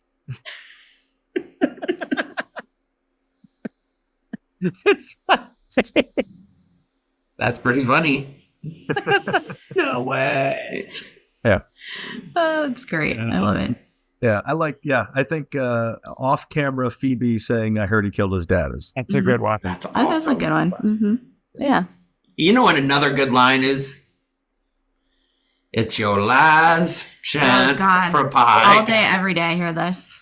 I swear. People love that. I've been sent photos of pie, saying last chance. I've seen it on like bakery, like sandwich boards. Oh God, I can imagine. Yeah, it's funny. So it's a good line. What's your favorite pie now? Ooh, I'm not a real pie guy. I was just talking about pie today because there was a whole store that was just about peach cobbler, and I thought it was odd. Really a pie guy. I like neither am I. I like scones. Okay, that's okay. You and I really can be friends. You like chalk? No, you like to eat chalk? Yeah, I like denser. I like denser goods. Pies just seem. And no fruit, no hot fruit. No hot fruit. Fruit's not supposed to be hot. That's fair. I get you. No hot fruit. That's the name of our next movie. Was it cherry pie? What was it? I don't know. It was. I think it was cherry. I think it was cherry pie. Yeah. Right. Okay. Yeah. No hot fruit. No hot fruit. Cherry pie. You know what? What's the second follow-up question? You had 2. That was 1. Yes. Favorite line. Yeah. Then we always ask everybody, what's your favorite scary movie? My favorite scary movie. I think the scariest movie I've ever seen. There's so many great films that are scary, but the one that like basically scared the crap out of me was The Descent. Okay. Oh, wow. That's going back. That's good. That Though. thing just was like, first of all, I would never do that. Neither would I. You're never going to catch me to go down to that hole. Hell no. Big in through like little tiny spaces where you're like, Absolutely not. get through this thing, and then all of a sudden there's demons. Fuck all that noise. No. Thank you. No, thank you. No, I'm out. I agree with you. No. The other one I would say is, oh man, Frozen. I don't know. Frozen? It's like, wait. Wait a minute. Hold Wait, up. never seen it. The I've never Elsa seen it. musical or Adam Green's Frozen? What's my favorite? Probably The Wizard of Oz. Okay. Well, yeah. Terrifying. People don't think that's a horror movie. That is an absolute horror. It is. No, that's a fair point. Yeah. The monkeys and everything. That's crazy. Yeah. Creepy. They're No. No, it's pretty fucking creepy. There's monsters and monkeys and talking trees and Very trippy. Mm-hmm. There is one more scene I and want a to kid go. actor is the lead. That's great. Yeah. Yeah, that's true. There's one more scene I want to go over there with you guys real quick. When you guys are just leaving Dracula's house and he is like, oh, it's boss. I kicked Wolfman in the nards, right? And you get in Scary German Guy's car and you're driving down the road to go to the church with the amulet. Mhm. And then the mummy jumps on.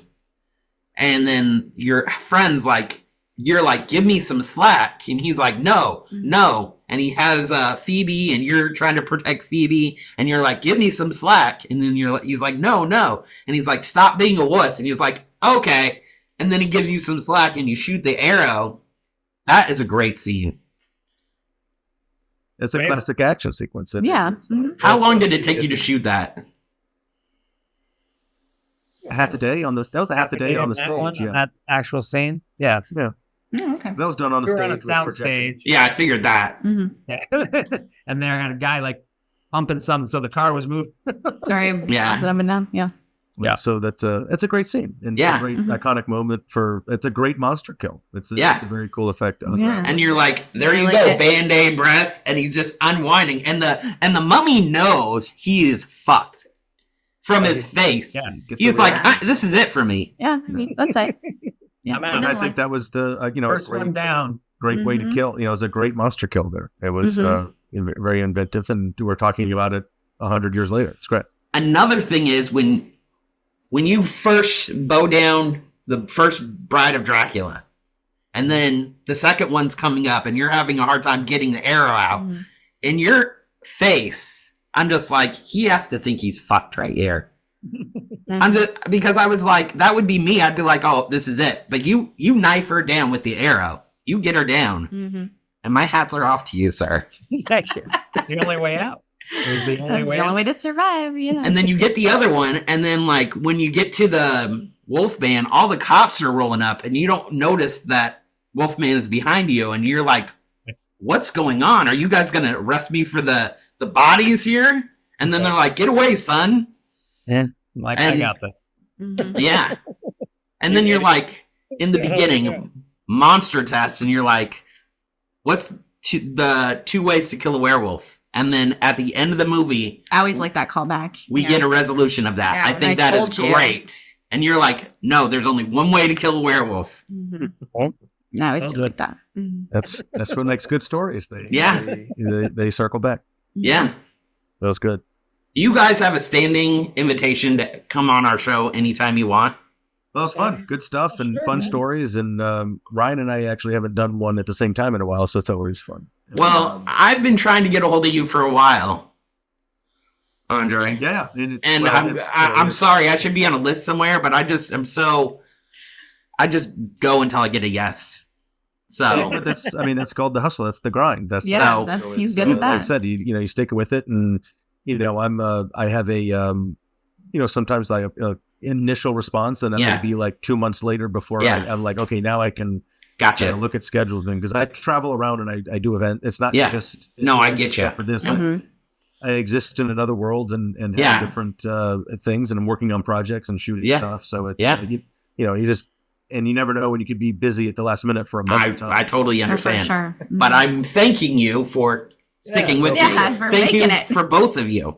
And we're going to reach out to Phoebe, the actress that plays Phoebe as well. So it'd be great to Actually. get you guys back on today or Absolutely. again. We would love to talk to you guys. And so, Follow up, hit us up, stay in touch, and hopefully this was fun for you guys, and add something to your library. this has been great. That was a lot of fun. We're going to end the show right here, but don't click off yet. I want to ask you one more question. Sure. Got it. All right, guys. Thank you for listening. This has been a really cool episode. Hopefully you fun. enjoyed it as much as we have. Please like and subscribe, and we will see you on the next one. Stay spooky. Stay spooky.